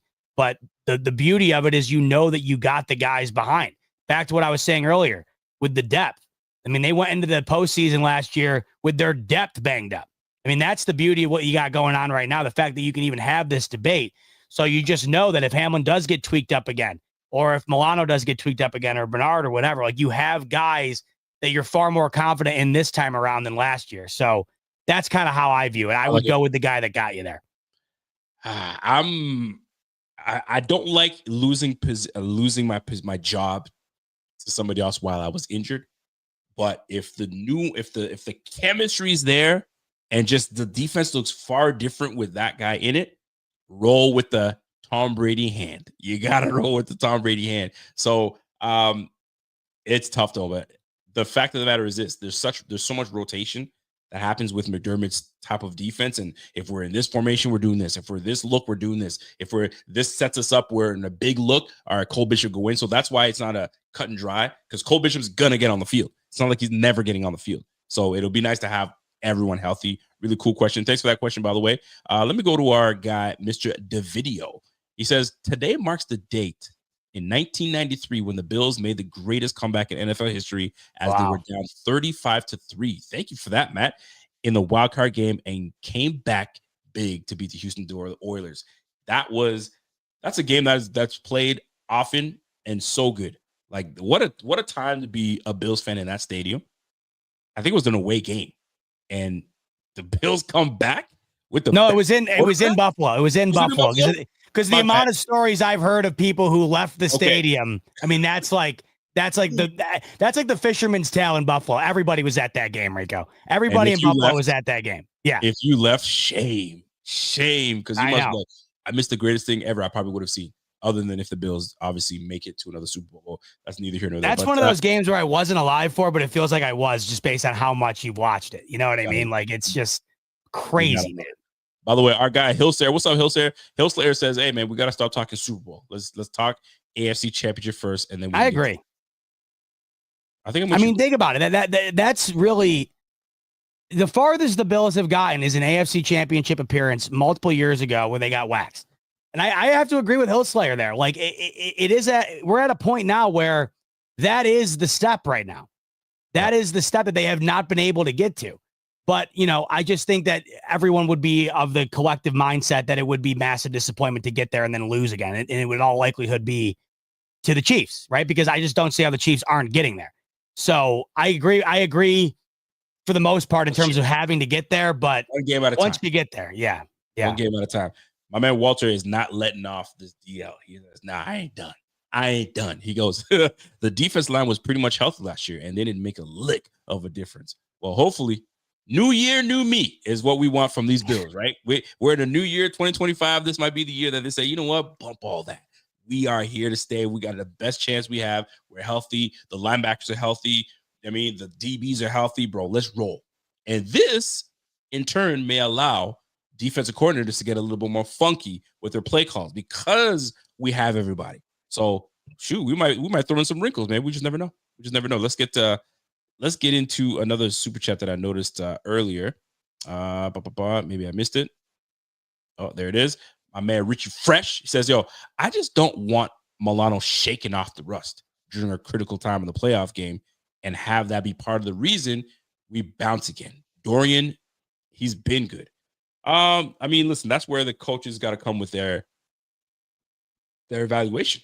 I mean, that's what it comes down to at the end of the day. I need to evaluate these guys during practice, see how Milano's doing, pay real good attention to him. Where is he weak? Where is his strength? And try to, this is where coaching matters. This is where coaching matters. Where can I put you in the best position to be, to be effective? And if you're not effective in this situation, man, I'm out. You got to go in. So you want to hope coaching is not the reason we don't do well. And I think everybody's locked in. So this is where we hope things go well. I got John DeFazio with another one. Let's get my man Johnny in here. Johnny DeFazio with a big super chat. I appreciate you, Johnny. No doubt about that. He says, why Raven outcome will be vastly different. All right, let me see what he's saying. He says, compared to the last time they played. Oh, compared to the last time. Okay, so number one, DL is fully healthy. I like that. Number two, middle defense was the weakness and is now the strength. That's fact. That's very true. It was a big weakness last year. Vaughn is back, and we are deeper on the edge. Also true. We have an explosive run game, and Josh doesn't turn the ball over. Josh doesn't turn the ball over at all in playoffs. So we know that we checked that. It's been checked. But the run game not being abandoned, which is huge, because I think I saw somebody write, the reason we're having a lot of success is that McDermott finally has an offensive coordinator listening to him, wanting it to be a balanced team, a balanced offense, and not heavy on the pass. So maybe there's some success to that. Whether true or not, who knows? But I like what John DeFazio said, man. There is a difference. Fully healthy D-line, middle of defense was absolutely the weakness. And now we are fully ready to go. And we have veteran guys that are back there that are actually young and spry and healthy, right? Milano over Klein, right? Bernard over Dorian. So that'll be nice to have going into it. So yes, great super chat on that, my man. A couple other things too. One, it'll be in Buffalo this time, right? That was Sunday Night Football in Baltimore. So I think that's a bit different. And there's just no way the Bills only scored 10 points again. It was the only game this year where they scored that few points, and it was because they got all out of whack right off the bat. Derrick Henry takes one to the house. They seem to abandon everything that they wanted to do, and you just mentioned it. It seemed like after that Houston loss, and McDermott kind of alluded to it, they kind of talked, right? McDermott and Brady to get back on the same page. And what do you know? They wound up going on to have, 8 consecutive 30-plus games. They lost only one game by a couple of points where they had put up 40-plus. So they are on the same page. Where I will say it's different for the Ravens, I think that their defense has gotten better than that point of the season. So I think both teams have improved. But there's just no way the Bills get waxed again by 25. It's not to say that they're going to win the game, but you know damn well that game's going to be more competitive than what it was when they faced off in whatever it was, week 3 or 4 there. Love it. I got another super chat coming in. What is that? Sminotu? What's that? Yeah, Sminotu, I think. Yeah, get it right. Yeah, Sminotu says, Super Bowl. Give me 13 seconds to think about it. Come on. Why Jokester. Comedian is Sminotu. Sminotu. You know who hits me with the 13-second jokes all the time is my brother-in-law. He's really good at them, too. He sneaks them in. Like, he just hits me with them out of nowhere. They always get me every time. They sting every time. You're like, and then when you realize, you're like, and he's just got a smirk on his face, I'm sure of it. Now, if you can't laugh at yourself, you know what I mean? Yeah, you got it. MVP talk, we'll get into that in just a little bit. But speaking of MVP, before we get into that, Peter Schrager. Yeah, hit me with this. I didn't see this today. So Peter Schrager was, I guess, going through, because I think is he a voter? I'm not sure if he's a voter or not. I think he may be a voter. Probably. I'm not sure. Oh, you're a fool. He goes, it's me, not you. It's me, not you. You're such a fool. He's got all the jokes in his bag. That's actually pretty funny. I'm not gonna lie. I like that one. All right. So Peter Schrager, my man Peter Schrager was campaigning for Lamar Jackson, or at least it seemed like he was campaigning for Lamar Jackson. And he decided to say, hey man, I was actually going back and looking at the film, and Lamar Jackson's thrown the football 400 plus times, something of that nature, 490 times or whatnot, right? And that's a lot of passes, and he's only thrown 4 interceptions. That's amazing. 4 interceptions from 494. And he started breaking down the ratio, and then he goes, and I guess he was retweeted, and a beat writer for the Ravens was like, oh, by the way, those 4 interceptions that Lamar threw weren't even his fault. They were all drops. So then the segment continues, and he goes, and they start showing all Lamar's interceptions, and they're all off of, like, one was that crazy one against in Pittsburgh where the running back goes on a wheel, catches it, and then the defender threw his hand in there and took it away. There's one pick. Then the other ones where Mark Andrews dropped one. He was there. And then Rashad Bateman dropped one. And then there was who was it? Rashad Bateman stopped running his route pick. So he would have had no interceptions. And that was just more of a ploy to say, that's a great point to make about interceptions. I hated that. Yo, don't be doing. He would have had 4. Oh wait, Schrager backed this point up. Oh, he was on it. He was all over. Listen, he was like. This is the same guy who had Aaron Rodgers winning it in the beginning of the year and the Jets going to the Super Bowl. So I mean, I don't know. I mean, I've seen so many things thrown out there like that. I've seen the interception take. I've seen, well, if Justin Tucker didn't miss X, Y, and Z field goals, then Lamar's the MVP. I mean, last year, how many games did the Bills lose because of bullshit, right? How many interceptions could you go back in time on Josh Allen and nitpick or whatever? At the end of the day, this is what this award has come down to, all of these things.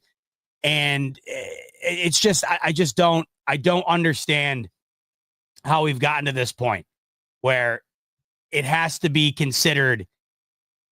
One guy has to be exceptionally better than the other guy because of stuff like that. Yeah. Right. Where it's like, oh, like if you were to go and just erase what actually happened on the play because it's not his fault. But at the end of the day, you could make that argument for so many different things. Was it Josh Allen's fault that they lost to the Rams? You know what I mean?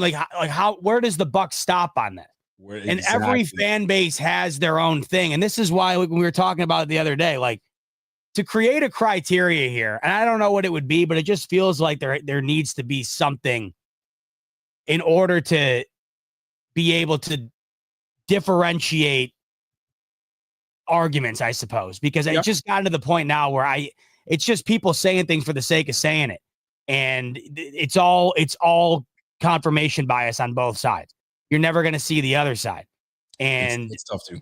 Yeah. I don't know. I'm so sick of it. I am so sick of it. Truly. Well, here's a question from my Walter. He says, yo, genuine question, fellas.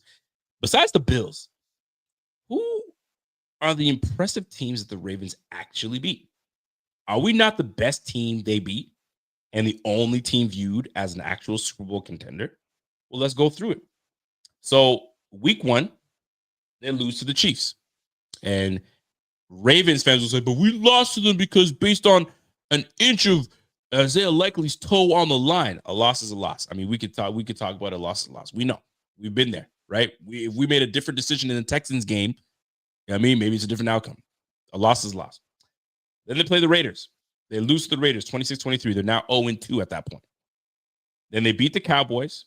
The Cowboys are mathematically eliminated from the playoffs, so not a playoff team. Then they whooped on us 35-10. We got that part. Then they beat the Bengals. The Bengals are on the outside looking in and have a horrendous defense, but Joe Burrow is absolutely on fire. But the point is, they won that game. All right. They beat the Commanders. I'd say the Commanders is a good team to beat. They're a playoff team. They've beat some good teams this year. You got to give them a little credit for, you got to give them the credit for beating the Commanders. They beat the Buccaneers. would you consider the Buccaneers a good team? I Or would. impressive I team? would. I'll use impressive team is what Walter says. I think the Bucs are one of those sneaky good teams where it's not like you're dying to play them. I would give that's a quality win to me. Yes. Quality, and I would agree. That's a quality win. I think Baker's playing really good ball. Me too. Then they lose to the Browns. We know that was like, what the hell just happened? The Broncos.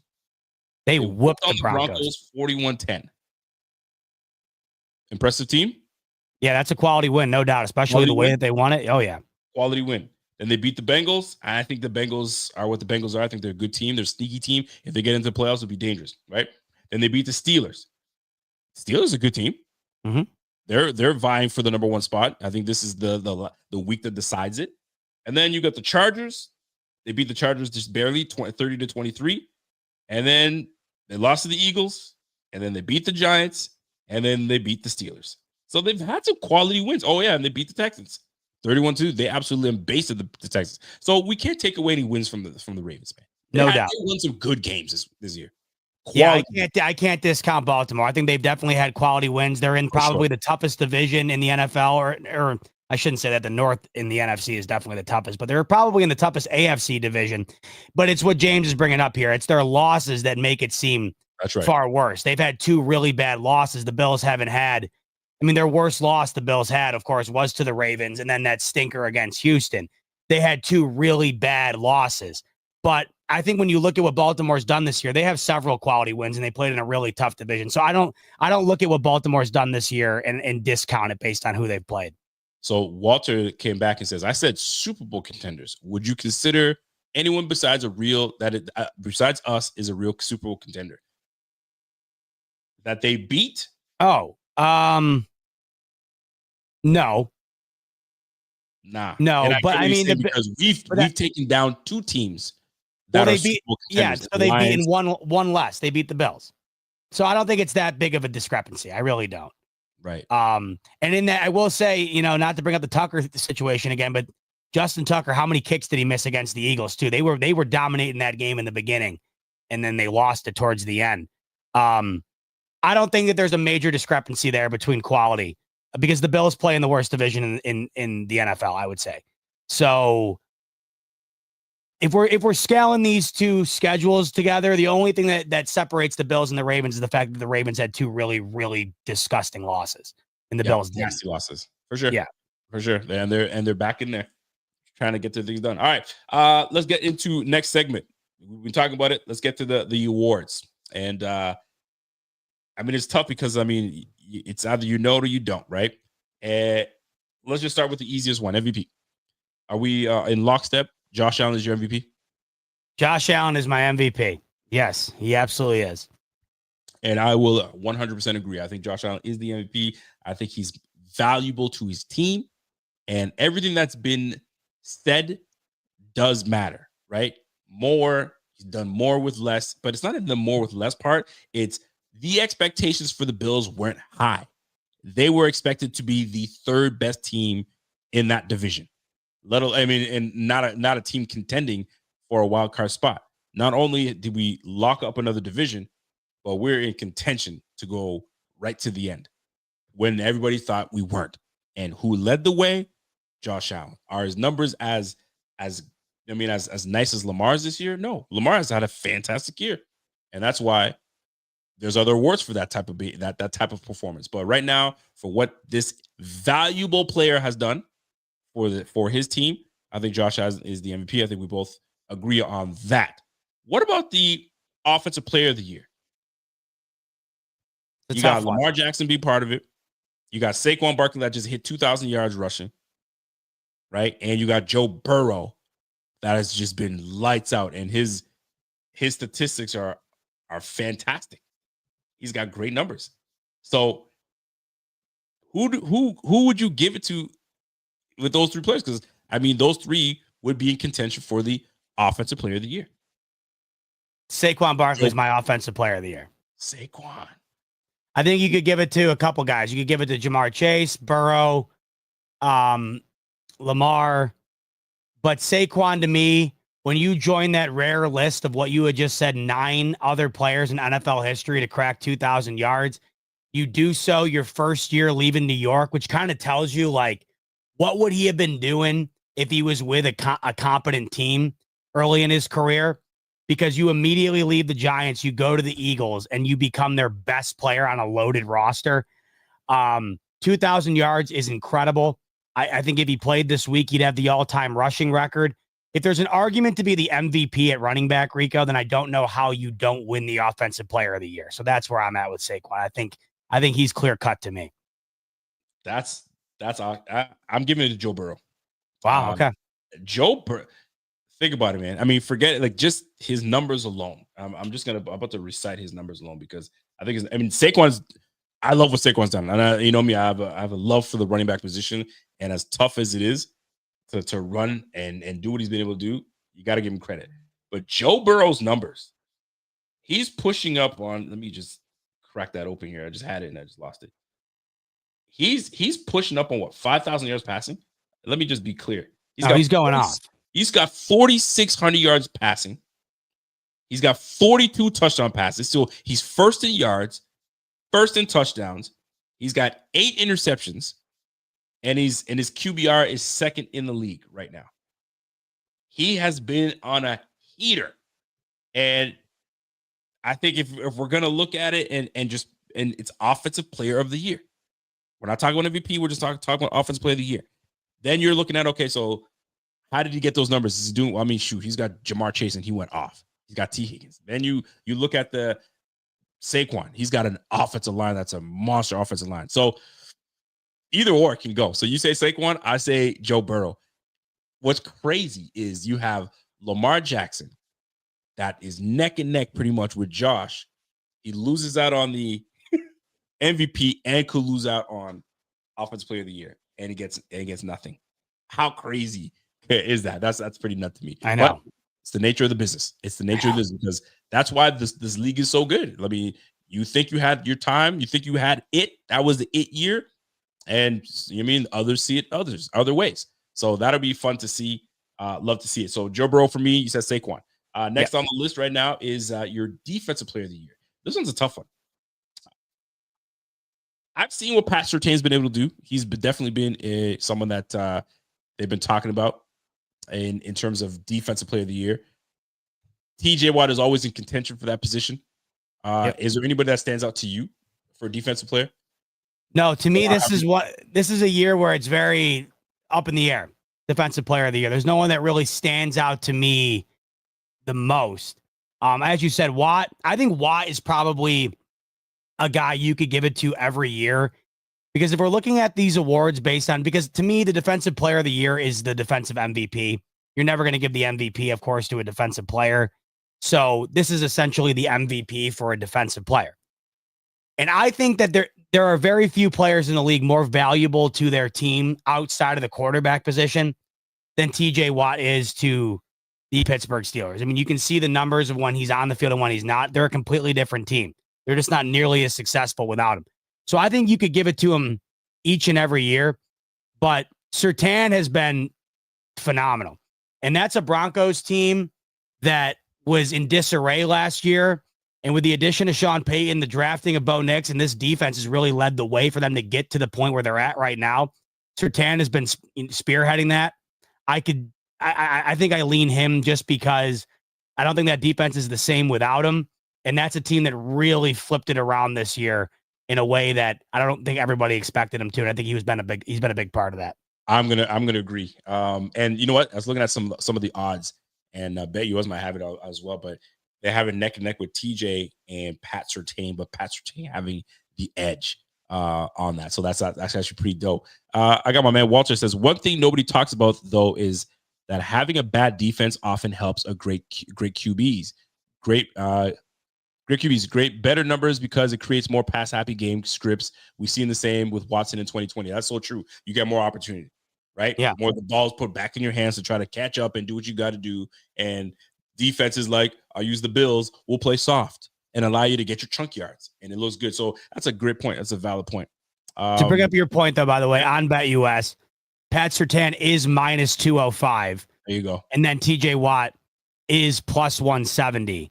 And then there's really no one else even close. So it looks like it's coming down to those two. By the way, everything we're talking about right now, all the odds for all of the awards we're talking about right now are on BetUS. YouTube 150 is the promo code that gets you 150% sign up bonus, up to $2,000 on your first deposit, 125% bonus on your next two after that. It's weird. That's why those numbers are kind of reflective, Rico, of how I felt about this award this year. Like, it just doesn't, it kind of feels like the MVP last year a little bit, where no one's really standing out heavily. So you kind of go to two guys that are real cornerstones of teams that if you didn't have those two guys, Rico, you just know that they would be completely different teams. Listen, you're on it, man. You're absolutely on it. So I kind of like those odds, man. Give me Pat Surtain as well. I like Patty. All right, we're in agreement there. Let's jump into Rookie of the Year. Okay. Offensive Rookie of the Year. I think it's a two-way go. It's Bo Nix and Jaden Daniels. Agreed. Bo Nix is nice, man. He is. Bo Nix is nice. He is. Bo Nix is nice. How do you deny Jaden Daniels? You can't. There's no way you can't put the team on his back. His completion percentage is way up there. To me, he's had some major wins. And here's a big thing, and I got to go back a little bit. Walter said it earlier. Lamar got that win. Lamar solidified his MVP with signified wins. He had some big wins against big teams, and that 49ers game, I think, locked him in as the MVP. And Josh, with big wins over the Lions and the Chiefs, that locked him in, right? So looking at Jaden Daniels had some big time wins, and especially in his last few weeks, coming back and making big plays, bro. Jaden Daniels, hands down.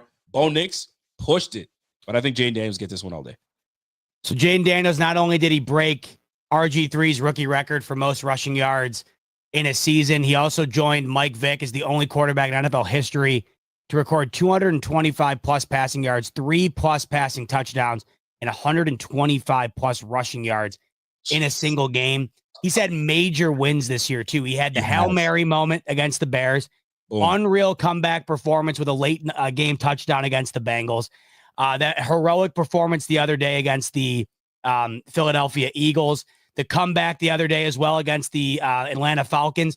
He has led the Washington Commanders to their best start, and I think over 20 years with these 11 wins. Everything he's doing is off the charts. He looks like one of those guys, Rico, that is going to be one of those dudes we talk about as a top quarterback for a while here. Bo Nix, I think he's as close to Josh Allen as I've seen come into the league in a while in terms of the traits that are there. Yeah, crazy. Man, I see it. I just see the athleticism, the body type, where they just move like bulls, man, where they just move throughout the pocket like they are men amongst boys. Now, Allen's a freak athletically. Nix isn't quite there. Yeah. But I just see it with Nix. The ability to move, the arm strength. I see a lot of potential there. He just looks like he is a year or two away with some refinement from really being something special. But Jaden Daniels already, Rico, is something special. And I think that he has had an extraordinary year. If you look at the numbers, it's not even that he's just offensive rookie of the year. I mean, he's closer to being in the conversation about, a potential MVP with some of the numbers that he's putting up, which is crazy. No, if you go and look at the advanced numbers, man, it's crazy. So he's had an unreal year. And when you factor in what the Commanders were a year ago, Rico, to lead them to where they are now, to me, Jaden Daniels, it's a no-brainer. But I think Bo Nix is certainly going to be something special too. Oh, I like it. Well, you know what? I want to give a shout out to that tight end out of Oakland. Oh, I said Oakland. Oh, Brock Bowers, unreal. Brock Bowers, that unreal. Dude, man. He's unreal. He is going to be something in this league. You get that, dude. brother. You could argue you could almost already argue he's he might be the best tight end in the league right now. Buddy, he's nice. He's nice, man. There's no denying it, and he's doing it with Aiden O'Connell. You know what I mean? I know and, right. Who's that other dude? Minshew? Like, yeah. Dude, you got to give Brock Bowers credit. That boy's a dog, certified dog, man. Brian Thomas is a good choice too. He's like second in the league right now, I think, in receiving yards. And I mean, Jacksonville's been abysmal. So, like, to your point on Bowers, there, same thing could be said for Brian Thomas. And you had mentioned earlier he was totally snubbed from the Pro Bowl. But yeah, a lot of great rookie talent this year for sure. This was a crazy class of talent. Class. Yeah. My man Brian Day says, "Yo, Fred Rico, do you see any Nate Peterman in him?" Yeah, Nate Peterman, you're a fool.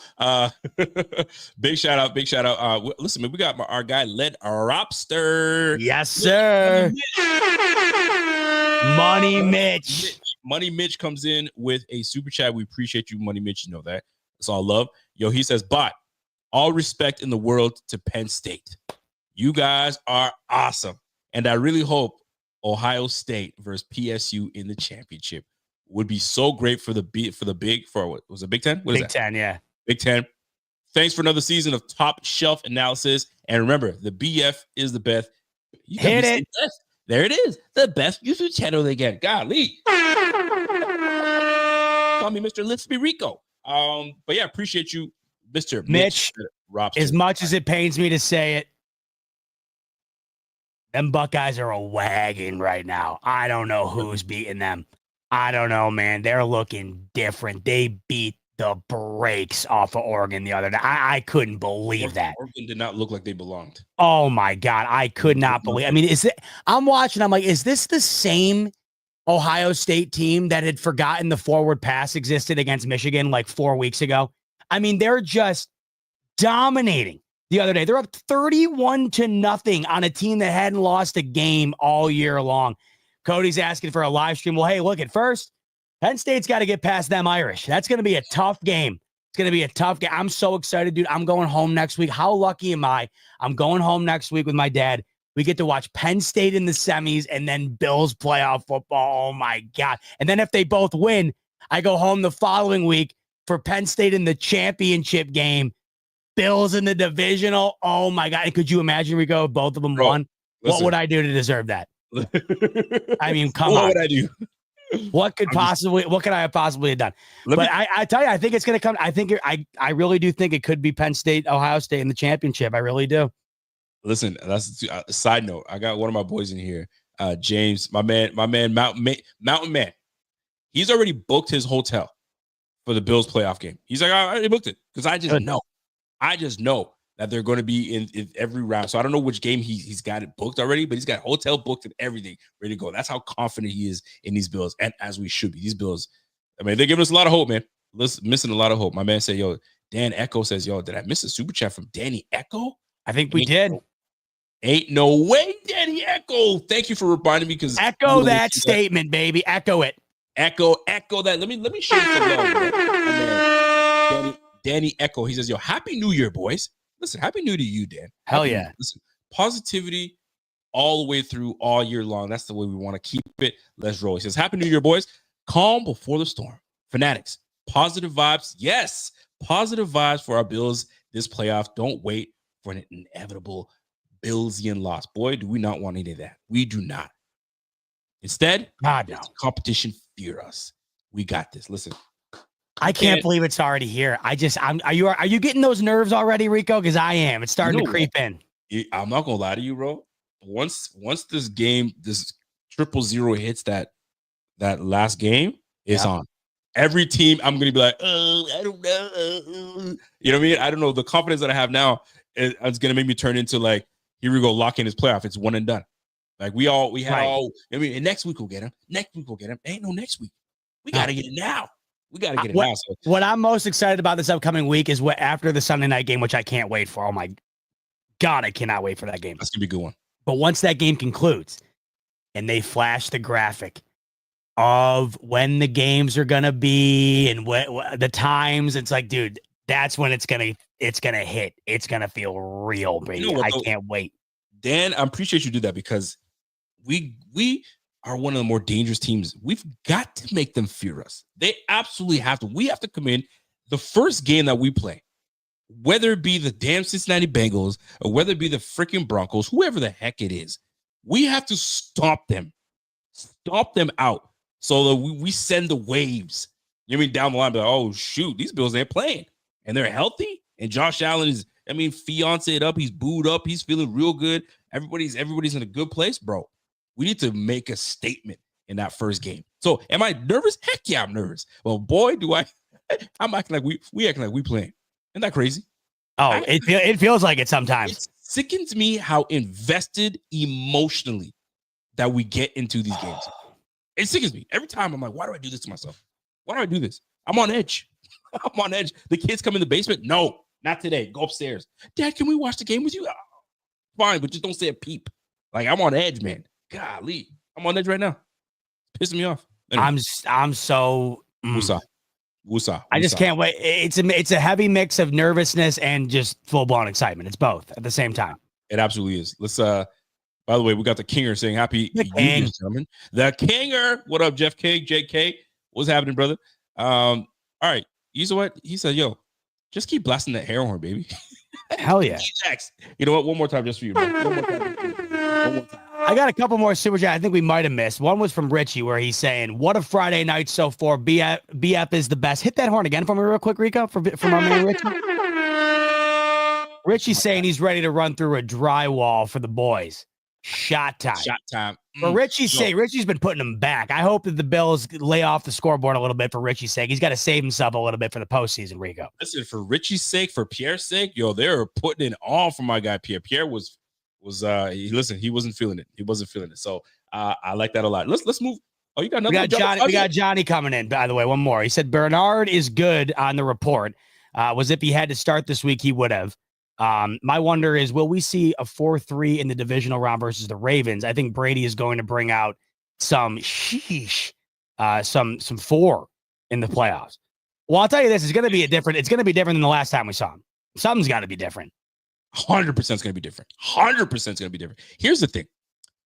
That team is the team that we don't match up the most with. We just don't match with them. Right. We just don't. And to play the Ravens, you have to, like, at least there's film. Okay, so how successful and why were the Raiders successful?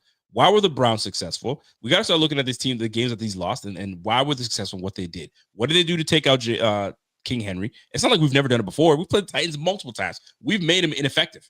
We have. It's just, golly, that team is a good team, right?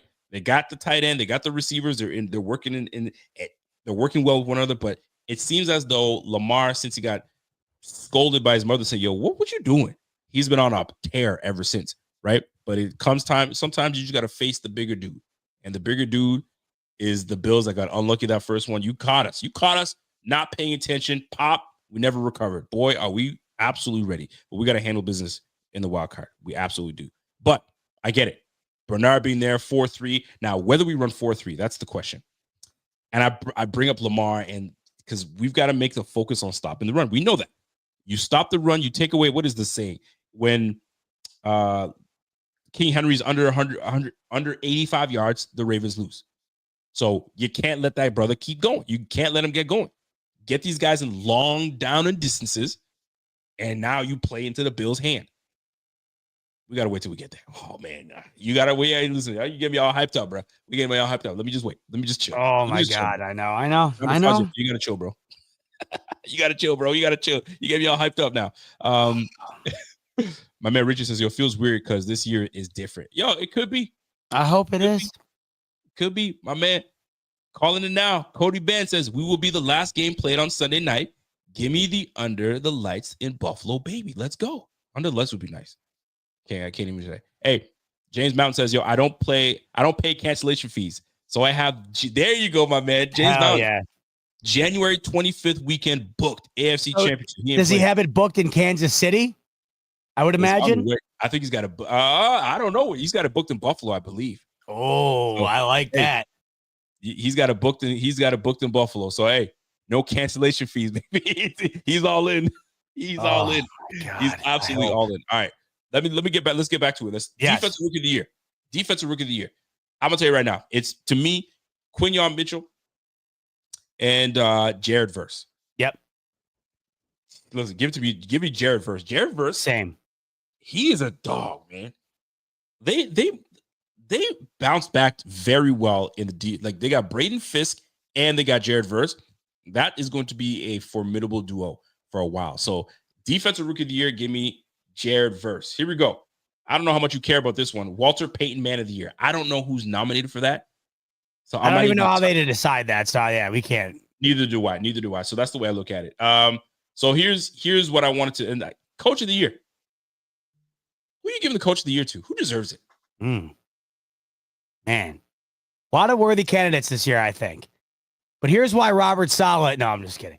Kevin O'Connell, 2024 NFL Coach of the Year. These Minnesota Vikings, before the season started, their over-under win total projection from Vegas was 6.5.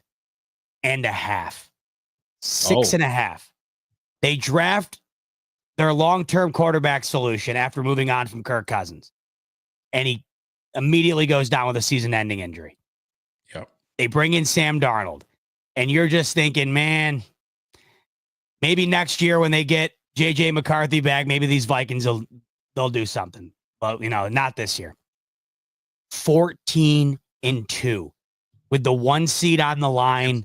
Impressive. Sunday night. I don't know how you don't give it to them. Not only have they won 14 games, Rico, when their projection was 6.5. Sam Darnold is now going to be a quarterback that's going to command anywhere from $40 to $60 million when this season comes to a close. This is a quarterback in Sam Darnold that they have now gotten to a point where they are questioning whether or not they're going to keep J.J. McCarthy, who they just exhausted a first-round pick on. Sam Darnold, who was considered a bust by everyone at this point, is now in the MVP conversation. What Kevin O'Connell has done with the Vikings is unbelievable to me. He is a no-brainer decision for me at the Coach of the Year spot for this season. Unreal. Why can't McDermott get some love, man? I think he absolutely should get some love. Quarterback on the squad. They didn't see any. They saw the Bills going pretty much nowhere. He was under fire last year. He got his team that they thought he lost all those starters. He lost all those his captains on the squad, and he's got this team with a division, and he got them at 13-3. Could potentially finish 14-3. I couldn't agree with you more. It's just that there's no possible way, just based on the way that I hate it. I hate that it's like that, but you're right. McDermott has a million reasons as to why he should be considered the coach of the year. He really should. There's no doubt about it to me that there's a heavy argument for McDermott. But, even with what they lost, Rico, the Bills still had an over-under win total projection of 10.5. I mean, these Vikings were projected to be like a bottom feeder, and they could potentially be the 1 seed by the end of the weekend here. I can't, even I forget about the Vikings like on a weekly basis where I'm considering like, oh, it's going to be either the Lions or the Eagles. But dude, I mean, it is just as much the Vikings to win as anybody in the NFC. I think there's an incredible argument for McDermott though. I really do. I just think that when you've been good for so long, unfortunately your name gets taken out of the race. That's probably what Dan Campbell will be a casualty of again this year. I think, even though there's probably an argument for him. But I mean, you can make an argument for Sean Payton, I think, turning around Denver the way that they have. I think you can make an argument for Harbaugh and what they've been able to do in LA. Candidates yeah, sure. A ton. But man, I think the O'Connell and Vikings situation this year is 1-1 crazy. Comeback player of the year. I mean, it's Sam Darnold. There's just no way it's not. This is a guy that was just considered, he was closer to Josh Rosen, Rico, than he was Josh Allen in terms of the way the league was viewing this guy. And now he's back in the MVP conversation with long-term contracts being talked about with him. It's crazy. I've never seen someone resurrect a career to this caliber. And whether it's sustainable or not, I have no idea. Is this a one-off? Very well could be. Who the hell knows? But there's no denying what he's done this year, Rico. It's been extraordinary. Whether it's in a big moment or just on a weekly basis putting up numbers, especially stepping in a spot where this team was projected to do nothing. I think Joe Burrow has a good argument for being injured last year and coming back and playing the way that he has. But we have high expectations of Joe Burrow. We do not have high expectations of Sam Darnold, and now we do. That to me is the ultimate definition of coming back from something. And you know what's crazy? Somebody put it out there. Sam Darnold and Baker Mayfield. No doubt. Weren't they on the same squad at one point? Yeah, they were both on the Panthers. This is what I'm getting at. Like they were both just it was over for them. And now they're both playoff teams in the NFC, and they're both putting up numbers. And man, oh man. To the point where they're like, yo, we might even give him a contract and shop McCarthy. Can you believe that's that? how wild it's getting. That's how wild it's getting. Yo, give that man that comeback player of the year. It's well And look, deserved. even if they don't do that, like the Giants need someone desperately, the Raiders need somebody desperately. There are teams out there that are going to pay Sam Darnold. And there was no way that anyone was thinking that this conversation was going to be had 3 months ago. You might even see the Giants jump in there and say, yo, F Shador. That's what I'm saying. F Cam Ward. I mean, there's a whole lot of stuff going down. Well, the Giants won themselves out of the top pick. Like, so if say the Bills beat the Patriots, or excuse me, say the Patriots beat the Bills this week, there's a scenario where the Giants could be picking like 9th. There's a very likely scenario where the Giants are going to have to bring in Kirk Cousins on the veteran minimum or pay Sam Darnold like $50 million. That's crazy. All right, here's another question for you. By the way, big shout out to my man Cody Benz. Just came in and became a vet member. You know what? I got to show that show. I see it, Cody Benz. I see you, bro. Much love to you. Let me tell you something, man. So we're talking about certain awards, certain performances. What team to you this year was an absolute dumpster fire? No matter how you want to look at it, the team that there may not be a future for this team. They bungled everything up. It's not good. There are a couple teams on my list here that like, yo, I don't know what this franchise is doing. Is it who I think you're gonna say, or is it somebody else? Who are you looking at as a franchise? You're like, fam, what are they doing? What are they doing? Give it to me. Jets, Jets. I mean, is it even close? Man. Is it even close? I mean, I will give an honorary mention. Oh my God. Yeah, I know. I will give an honorary mention to the same team in East Rutherford. Historically bad year, the 100th year of the franchise, and it might have been the worst out of the entire century. I'll give an honorable mention to, I saw the Colts brought up there. This was very underwhelming for the Colts. I mean, very underwhelming. The way you lost the other day to those Giants. But the Colts are not in the same stratosphere as what the Jets were this year. And crazy enough, I don't think the Giants were either, because the Giants were expected to be bad. The Giants traded away Saquon Barkley, and everybody knew what the Daniel Jones situation was. Everything we knew about the Jets came to fruition. Everything everyone thought would happen about the Jets, the opposite came to fruition. Yes. I've been on record saying it a million times this year. I think that this season for the Jets is on a very short list of one of the biggest failures in professional sports in America, based on the expectations. When you expected Rodgers to be in the MVP race, when you expected this team to win the AFC, to make a Super Bowl run, and they were as bad as they were, they had to fire their head coach, they had to fire their GM. Now Rodgers is in a beef with the owner. This could not have gone any worse. Not to mention, Rico, week after week, a storyline coming out that was just, just a media frenzy of BS surrounding this team. Yes, Rico, this was abysmal for the Jets this year. And here's the thing: listen, exactly what just Walter. They had everything going for them. A young defense, lockdown corner, good safety group, defensive line solid, linebacker crew. Like, you got your receivers. You went out and even got Mike Williams. Then you went out and got Devontae. You got Breece Hall back there. You got Braylon Allen. Bro, you've revamped your O-line. What the hell happened to the Jets, man? It's like, I feel like they're cursed. They're cursed, and it didn't get any better. Holy jumpers. I mean, I got nothing to say. Even like, to me, as bad as, like, I had never bought into the Jets hype. Never, ever. You said it from the very start. That's true. You never liked it. You never saw any hype in it.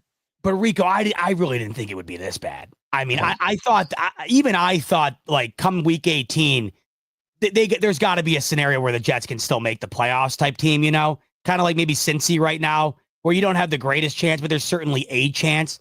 Like, this team's season was over a month and a half ago. So even I, who had no expectations for this team, didn't think it would be this bad, man. I just didn't. And you got guys that still got a game left. They're like, yo, do you think you want to come back to the Jets?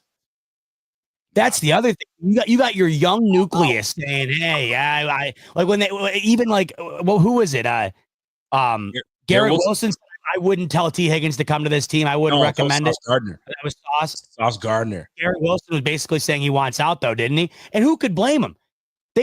He's supposed to be the guy, and then they're like, oh, well, maybe the reason we're not winning is because we don't have Devontae here. And then he comes in and eats up all of his target. It's crazy, dude. So, and here's the crazy thing too, right? So you bring in Devontae just to appease, the quarterback in Rodgers, right? And then the infamous Rodgers is on live stream, and then here comes Devontae comes in the camera. It was all almost like it was like a wrestling promo. You feel me? So it's wild to me, and just how badly they've fallen. The Devontae going from the Raiders, thinking that he's gonna revamp this Jets team. And it's like, what the hell am I working with? This guy looks old. I didn't realize you were that old, brother. But it's not it. So now Devontae could be gone. Garrett could be gone. You mean, bro? You know what? Keep it up, Jets fans. Keep it up, because that's just one team that will just continue to wax until we get our. That's the other thing. Like you just mentioned it. Like where's the light at the end of the tunnel too? That's the other thing that's devastating. It's like, not only do you have this, but you mortgaged a lot of your future endeavors here for this to work out, and none of it worked out. And to the point where they might even let go of Aaron Rodgers. So you did all this just to bury your franchise. Like now, like you've given the Jets fans, like I saw a video today, this Jets fan of 28 years boxed up every Jet paraphernalia in his basement. He's like, until they show me that they can run this franchise properly, you're not getting any of that stuff. You're not getting my money. You're not getting nothing. I'm not going to no games and selling my tickets. Like, golly, it's bad. Well, could you imagine this? Right when the Bills started to get good was when the Jets started to get even more incompetent. So imagine being the Bills fans that we were our whole life. And then at the Josh Allen draft in 2018, it only continued to nosedive. Could you imagine being in that spot right now? It's bad. Oh, it's bad. How could you have not had enough? I mean, honest to God. So, and being a content creator, let's say you're a diehard, you bought all this equipment, you got a microphone, you just started to really get into the space, or you've been in the space a long time, and now how do you go in the off season? What we needed this, bro. It's discouraging. Yeah, like my man Richie. I don't know how he does it, man. I don't even know how he does it. I feel Seriously. For Richie. I feel for Richie, man. My man Walter says, my favorite was watching the Jets lose every week, but media heads like Greeny coming up with conspiracy level scenarios for them to make the playoffs and win the conference, bro. The lunacy was crazy. They really thought they had it. Yo, we're 4-7, but we still got it. All right, hold on. We're 4-8, but if this guy does this and this guy, bro, it was a wrap. You're a Seinfeld buff. Like, so you know how every episode of Seinfeld, there's the main storyline, then there's the B storyline. So the main storyline could be like, Jerry and he's on the phone with his agent trying to get better gigs, and he winds up getting the gig at the high school to do the assembly or whatever. Then the B storyline is something Kramer's doing with George's dad, right? For sure. What's the beauty about every episode of Seinfeld is usually the B story is almost always as good as the A story. Yes. That's what this season felt like. The A story was the Bills, and it was lights out terrific. And the B story was watching the Jets implode, and that was also absolutely terrific. It was an amazing watch. It was amazing, man. Like this season, if we could try to make the season into a season of the Seinfeld and integrate the Bills and Jets, and what it would have been fantastic. So kudos to the Jets, man. They're going to be in the basement for a little bit, and that's their own doing. You thought you had it, and this is the thing. They gambled. And most people were saying, you're gambling on the 40-year-old, and you think he's going to bring things together. And he popped his Achilles. You bring him back, and you bring everybody back, and you start to bring more people of his. And Alan Lazard, it's just disastrous. So, and you know what's even crazier for both those two dumpster fires in New York? How about adding fuel to the fire? For the Giants, Saquon's probably going to win Offensive Player of the Year and was 100-some yards away from breaking the all-time rushing record. And for the Jets, Sam Darnold leads the Vikings to 14-2. So not only is it just terrible internally, but externally, your former players are playing at an all-time level. I mean, my God. Not only that, Daniel Jones gets to go to the Vikings. He's on the Vikings team right now. Sure. You can see how true franchise, looks. And even Geno Smith has success. I know it's nothing crazy, but he still does well in Seattle. I mean, it's nuts, man. All right, so we go from the opposite. That's a dumpster fire. What's the team that their future is looking mighty bright? watch out for this team, would you say it would be the Commanders? Because I'm looking at the Commanders going, bro, the Commanders got a bright future. Oh, if not the Commanders, anybody else stand out to you? I think the Commanders are definitely the easy number one choice. I think the Denver Broncos are certainly another choice. I think the LA Chargers are certainly another choice. I'm not buying the Chargers. I don't know. I just can't buy Justin Herbert. I can't. Why is that, you think? Just doesn't do it? He just doesn't do it for me. Like, big arm, athletic, but like, yo, he's got these moments where he can be clutch, and then he's got these moments where he just disappears. He's just not good enough. Like, I'm saying he's not good enough. It's just there are moments he's just not good enough to will his team. I just don't see it. I mean, he got a huge contract, and I can't. Why did he get the contract? Was it because that comeback win against the LA Rams?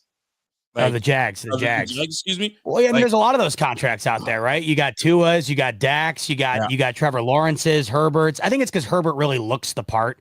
I mean, he's like the pro. He's got like the Allen type prototype, right? Like huge guy, mobile, huge arm. He just hasn't been to that caliber yet. Now, Tua's, in his defense a bit, I think he's worked with less. But you're right. He hasn't essentially played the way he's perceived, I think. Right. You know what I mean? He has. Neither is Lawrence. Yeah, and it's not like he's terrible. He's not. He's got some great moments. Like, Walter, I agree with Cole. Herbert, he feels like Allen if he actually let the coaches rein him in completely and remove his dog. It's just something about him. Even on the sideline, just watching him, he's very monotone. Very. Oh, very. I mean, listen, and I want the best for him. I mean, obviously, because I actually liked it. I like that he's quiet. But like, yo, I need you to be that dog. I need you to take over the team. And it seems like he hasn't quite taken over the team. I don't know. That's just me. But yeah, I like the Commanders as a team to watch. And I like what you said, the Broncos. The Broncos do look good. I feel like there's one team I'm missing that I think that future is bright. Man, did the Saints ever start off really hot and they just fizzled? Completely. I think the Falcons could have a bright future with Penix, but we have to see more there. Yeah, what I love about the Chargers and the Broncos, I think there's finally going to be some real competition for Mahomes in that division. Where that they just ran through it. I think that you could definitely see them being competitive there. Yeah, I mean those two teams to me, though, Rico, they're the easy answer for me. Yeah. No question about it. I think I like that. So those are the two. And last but not least, the last topic of the night. Man, we're 2.5 hours in, brother. Yeah, man. Yeah. All right. The last one I have for you, brother, are playoff scenarios. Here we go. All right. So let me run this by everybody so everybody sees what's happening. So here it is, folks. Let's jump into it. So if you guys can see the screen very well, give me a thumbs up. I hope you guys can. Here we have it. So, Bot, you help me out. Browns, Ravens. Obviously, the Ravens are going to be sitting most of their players. No. Ravens are playing their starters. They're a 20-point favorite in that game. Right. They got it's them and the Steelers. Dude, they are. I'm not kidding you. They are a 20-point favorite on the nose in that game. That's gross. That is insane. Yes. That's yes. Gross. Okay, so give me the Ravens. What an upset it would be. I'm not kidding you, Rico. I'm pretty sure based on the line, it would be the biggest upset in NFL history. Is that enough to put money on it? God, no. I wouldn't put your money on the Browns, Rico, in that game. You would put the house on it?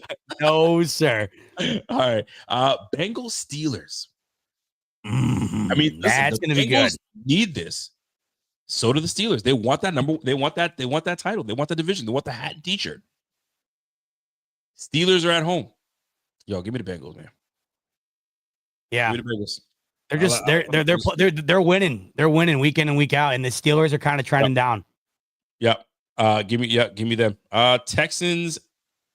Game's irrelevant. I think Texans are sitting their players, but whatever. Yeah. I mean, I said irrelevant. Sit your ass down.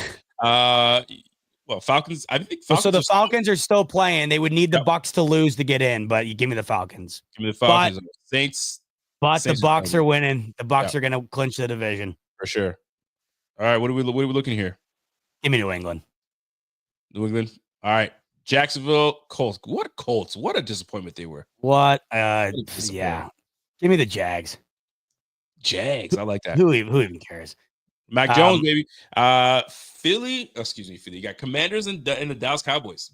Washington's playing their starters. Yeah, so give me Washington. Boom. All right, here we go. Giants, Philly. Say Philly will take it. Actually, you know what? Giants didn't look too bad last week. Yeah, I could see them continuing to further their bad luck here and winning another one and screwing themselves in the draft. No doubt. But we still like Philly over them? No. I could see the Giants winning that game. No doubt about it. I like it. Who cares? I think these guys. Packers. These guys, one of the most disappointing teams. Such a great point. Yes, I think that based on what their expectation was, the Jets were just so far and away. But you're right. The Bears, man, was so disappointing. Oh, Bears, golly, man. I don't even know what to say about these guys. This one's a tricky one. Division game. Rams have already clinched, but they're not. Or Rams are resting their starters, I heard. So okay, so give me these boys here. Yeah. Ooh, so the Dolphins are still in it. Yes, but no Tua again. Right. Who's their quarterback again? Who's quarterbacking for them last week? Oh my God. It was Skylar Thompson, was it? Nah, it was someone better than that. No. It was Finley, Huntley. I remember it was Huntley. Yeah, it was Huntley. Huntley. Yeah, Tyler Huntley. You're right. Yep. Yeah, Huntley. And Huntley's not a bad player. Tyler Huntley can play. He can play. So give me the Jets. Give me the Jets. Yeah. How do you see the Jets winning this one? Because of Tyler Huntley? No, just because these boys are playing ish. They're checked out. I know, but it would be very Jetsy, and I think to win this game. And it would also be very Dolphinsian as well to lose that game. All right, well, we'll kind of go. We'll circle back to see if any changes. So Jets here. What are we looking at here? So Chiefs are full starters out. The Broncos are a 10.5-point favorite. I don't know why, Rico. I see something weird happening. Well, here's the thing, and I mentioned to you last week.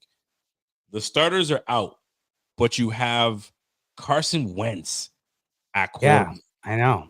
And he is trying to say, hey, man, I still can play in this game. So this is going to be a game that he's going to try to do as well as he can. If not trying to get, I mean, we just alluded to how many positions that are going to be open for quarterback. Bro, he's going to be trying to play. So as much as listen, and the Broncos need this win. I mean, they don't necessarily need it. I mean, they do need it. What am I saying? They need this bitch. So they need it. They win and they're in, lose and they're screwed. Nah, man, give me the Broncos. But it would so be a Chiefs. Oh, yes. It would be. Give me the Chargers. I might taste the Chiefs a little bit on that because $100 wins you like 500 on them winning that game. Yeah, you know what? That doesn't hurt. That doesn't hurt to do that. Give me the Chargers against the Raiders. Yeah. Give me. I mean, both teams are out, so it really doesn't matter. Who cares? Yeah. San Fran, and here's the big one. Oh my God, I cannot wait for this game. Give me Vikings. Give me Minnesota. Yeah, like Minnesota. Me too. I do. Me too. I'm loving what they got going. Can you believe Detroit at the 5th seed? The storyline here. So Minnesota gets the first. Crazy. Detroit on the road against their former QB and Matty Stafford. Rico, come on. Bro, I like it. I like it a lot. And look at this. This is not you don't walk into this game and win this one. If I'm a Philly fan, I'm sick. I'm sick about that, dude. 2 seed, 13 wins, and you're going to have to play the Packers in the first. Oh, my God. That one hurts. All of those games in the NFC are good. They're locked in the 2 seed. There's no way for these guys. So now go back and make it Lions winning just to see Lions win. No, so it's going to be Green Bay pretty much regardless for them. Yeah. Unless hold on. Does that change anything if I move? Green Bay loses, it doesn't matter. No, so it's pretty much, yeah.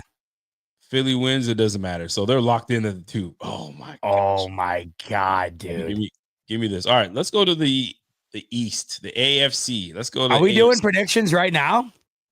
I mean, we're just messing around to see scenarios. We're not doing predictions. Oh, okay, scenarios because it's pretty much locked in, but that 7 spot is what is open. So for some reason, see this one, the Ravens are going to win this one. Steelers win. It just affects the 5th and 6th. All right, change that again. Do that. Click Bengals. Who would you rather Baltimore play in round one, Pittsburgh or the Chargers? Would you rather it be the Harbaugh Bowl or a divisional battle? Harbaugh Bowl for sure. Oh, If we can, if we can set that up, so that would make. Let's see how we can affect that. So if it would be this, it would be just be the Pittsburgh losing would affect that. Hold on, where's so Pittsburgh winning? Sorry, yeah, Pittsburgh wins.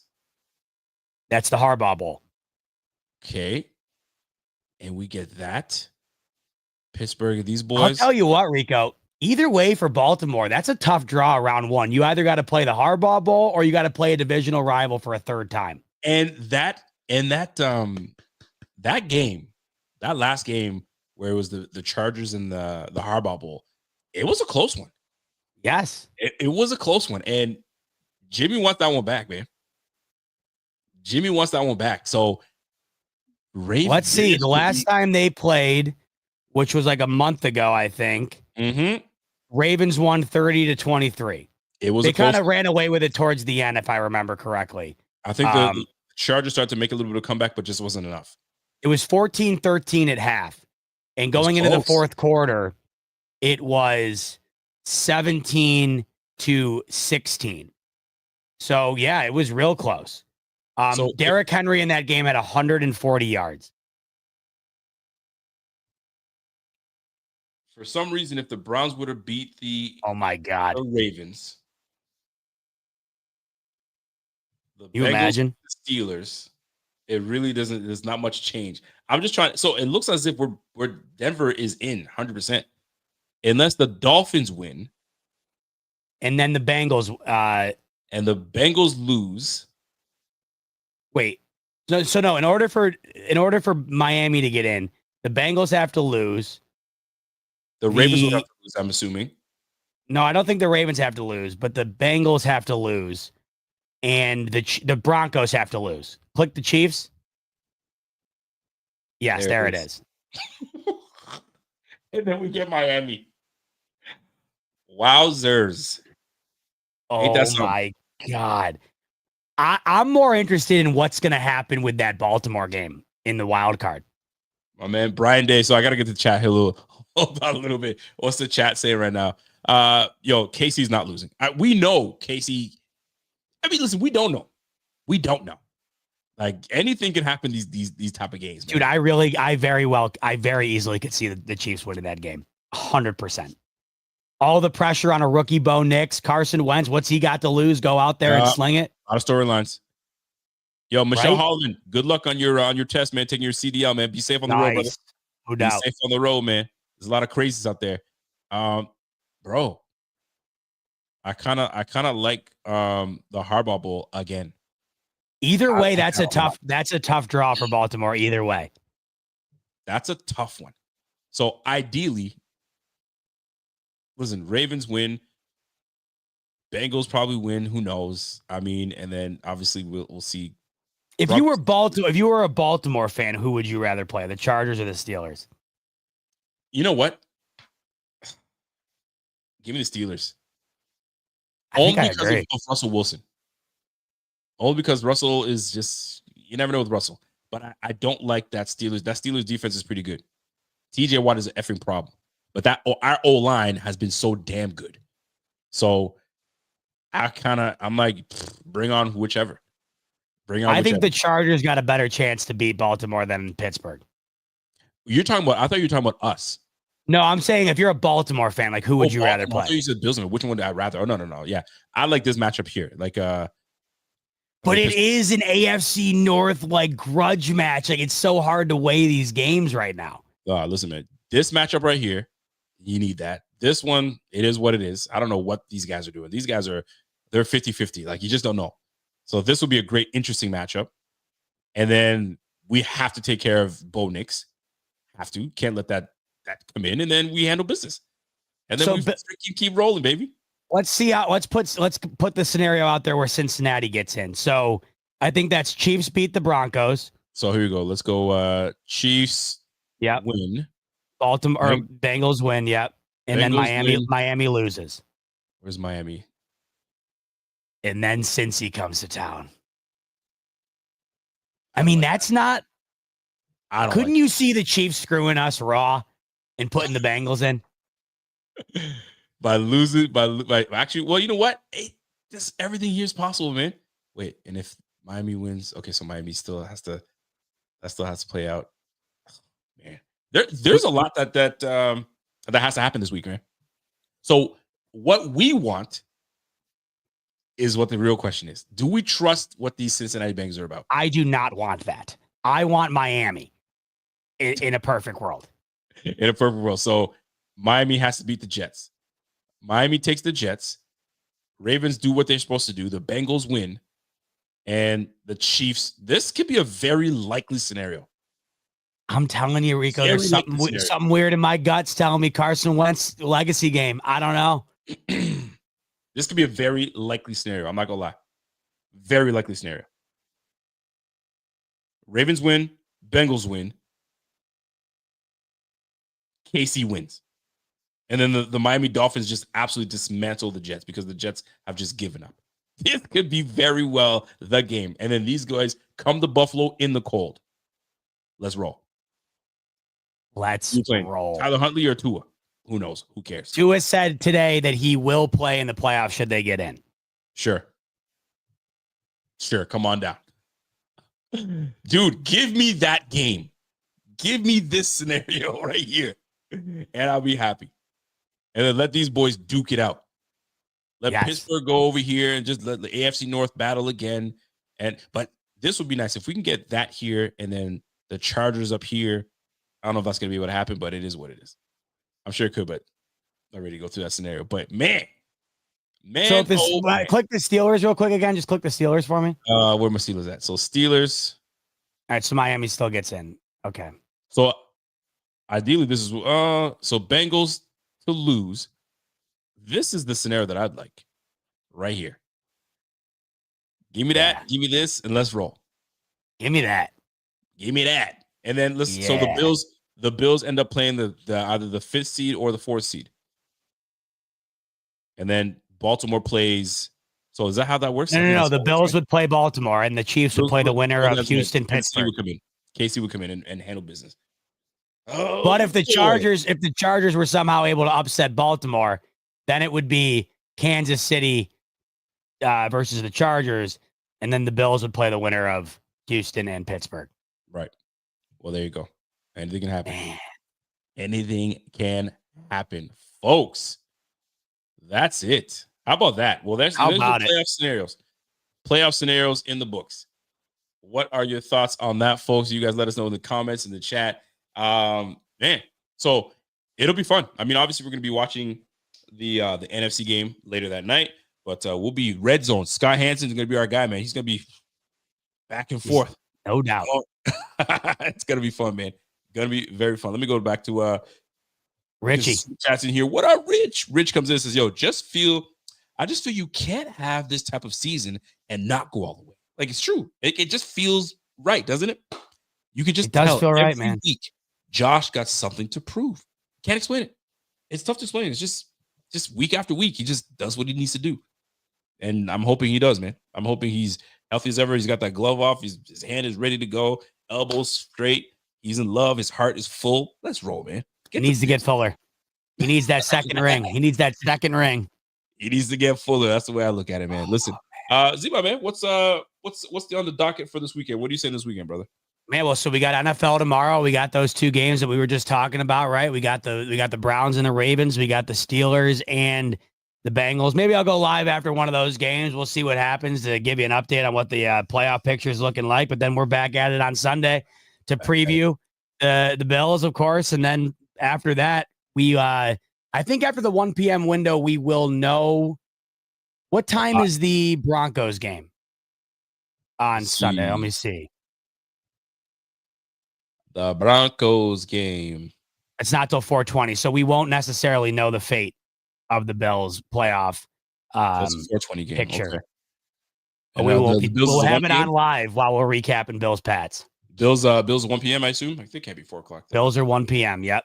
Yeah. Then our eyes will be on Denver to see if they take care of business, and then from there, it's off to the dance, Rico. It's off to the dance. All right, folks. Listen, this was another Rico Bot Show. I mean, listen, we had to address some things at the beginning, and I'm hoping that it didn't take away from the content that we wanted to bring you. But I mean, sometimes you gotta even address some things, man. You can't be afraid to hit things on in 2025. There's no more being silent. You know what I mean? Something to say, we get it off our chest, we move on, we show love, and we keep it pushing. So that being said, always love, and we appreciate every one of you guys. Let me get another super chat coming in from my man Richie Fresh. Says, yo, Bot live stream a game tomorrow, Bot after dark. Could be some potential to do that, Richie. We'll see. I think maybe that'll be in the cards. Maybe we'll do that Bengals game because that's a big one.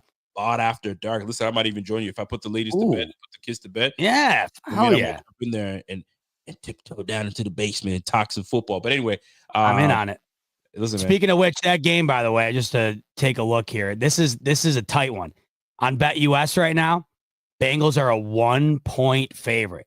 And just to show you what I was telling you earlier, Rico, there's the Ravens, 20-point favorite.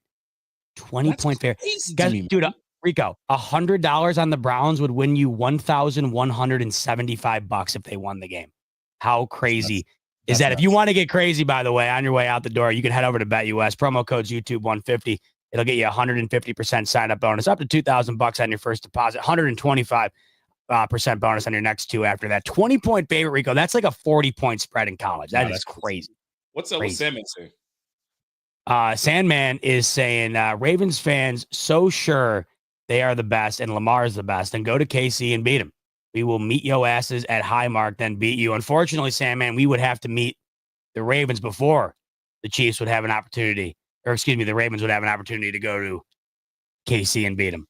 So it's going to be all out on the line in Buffalo, more than likely. Listen, I got one last thing to put out here. So I'm sure you've seen it.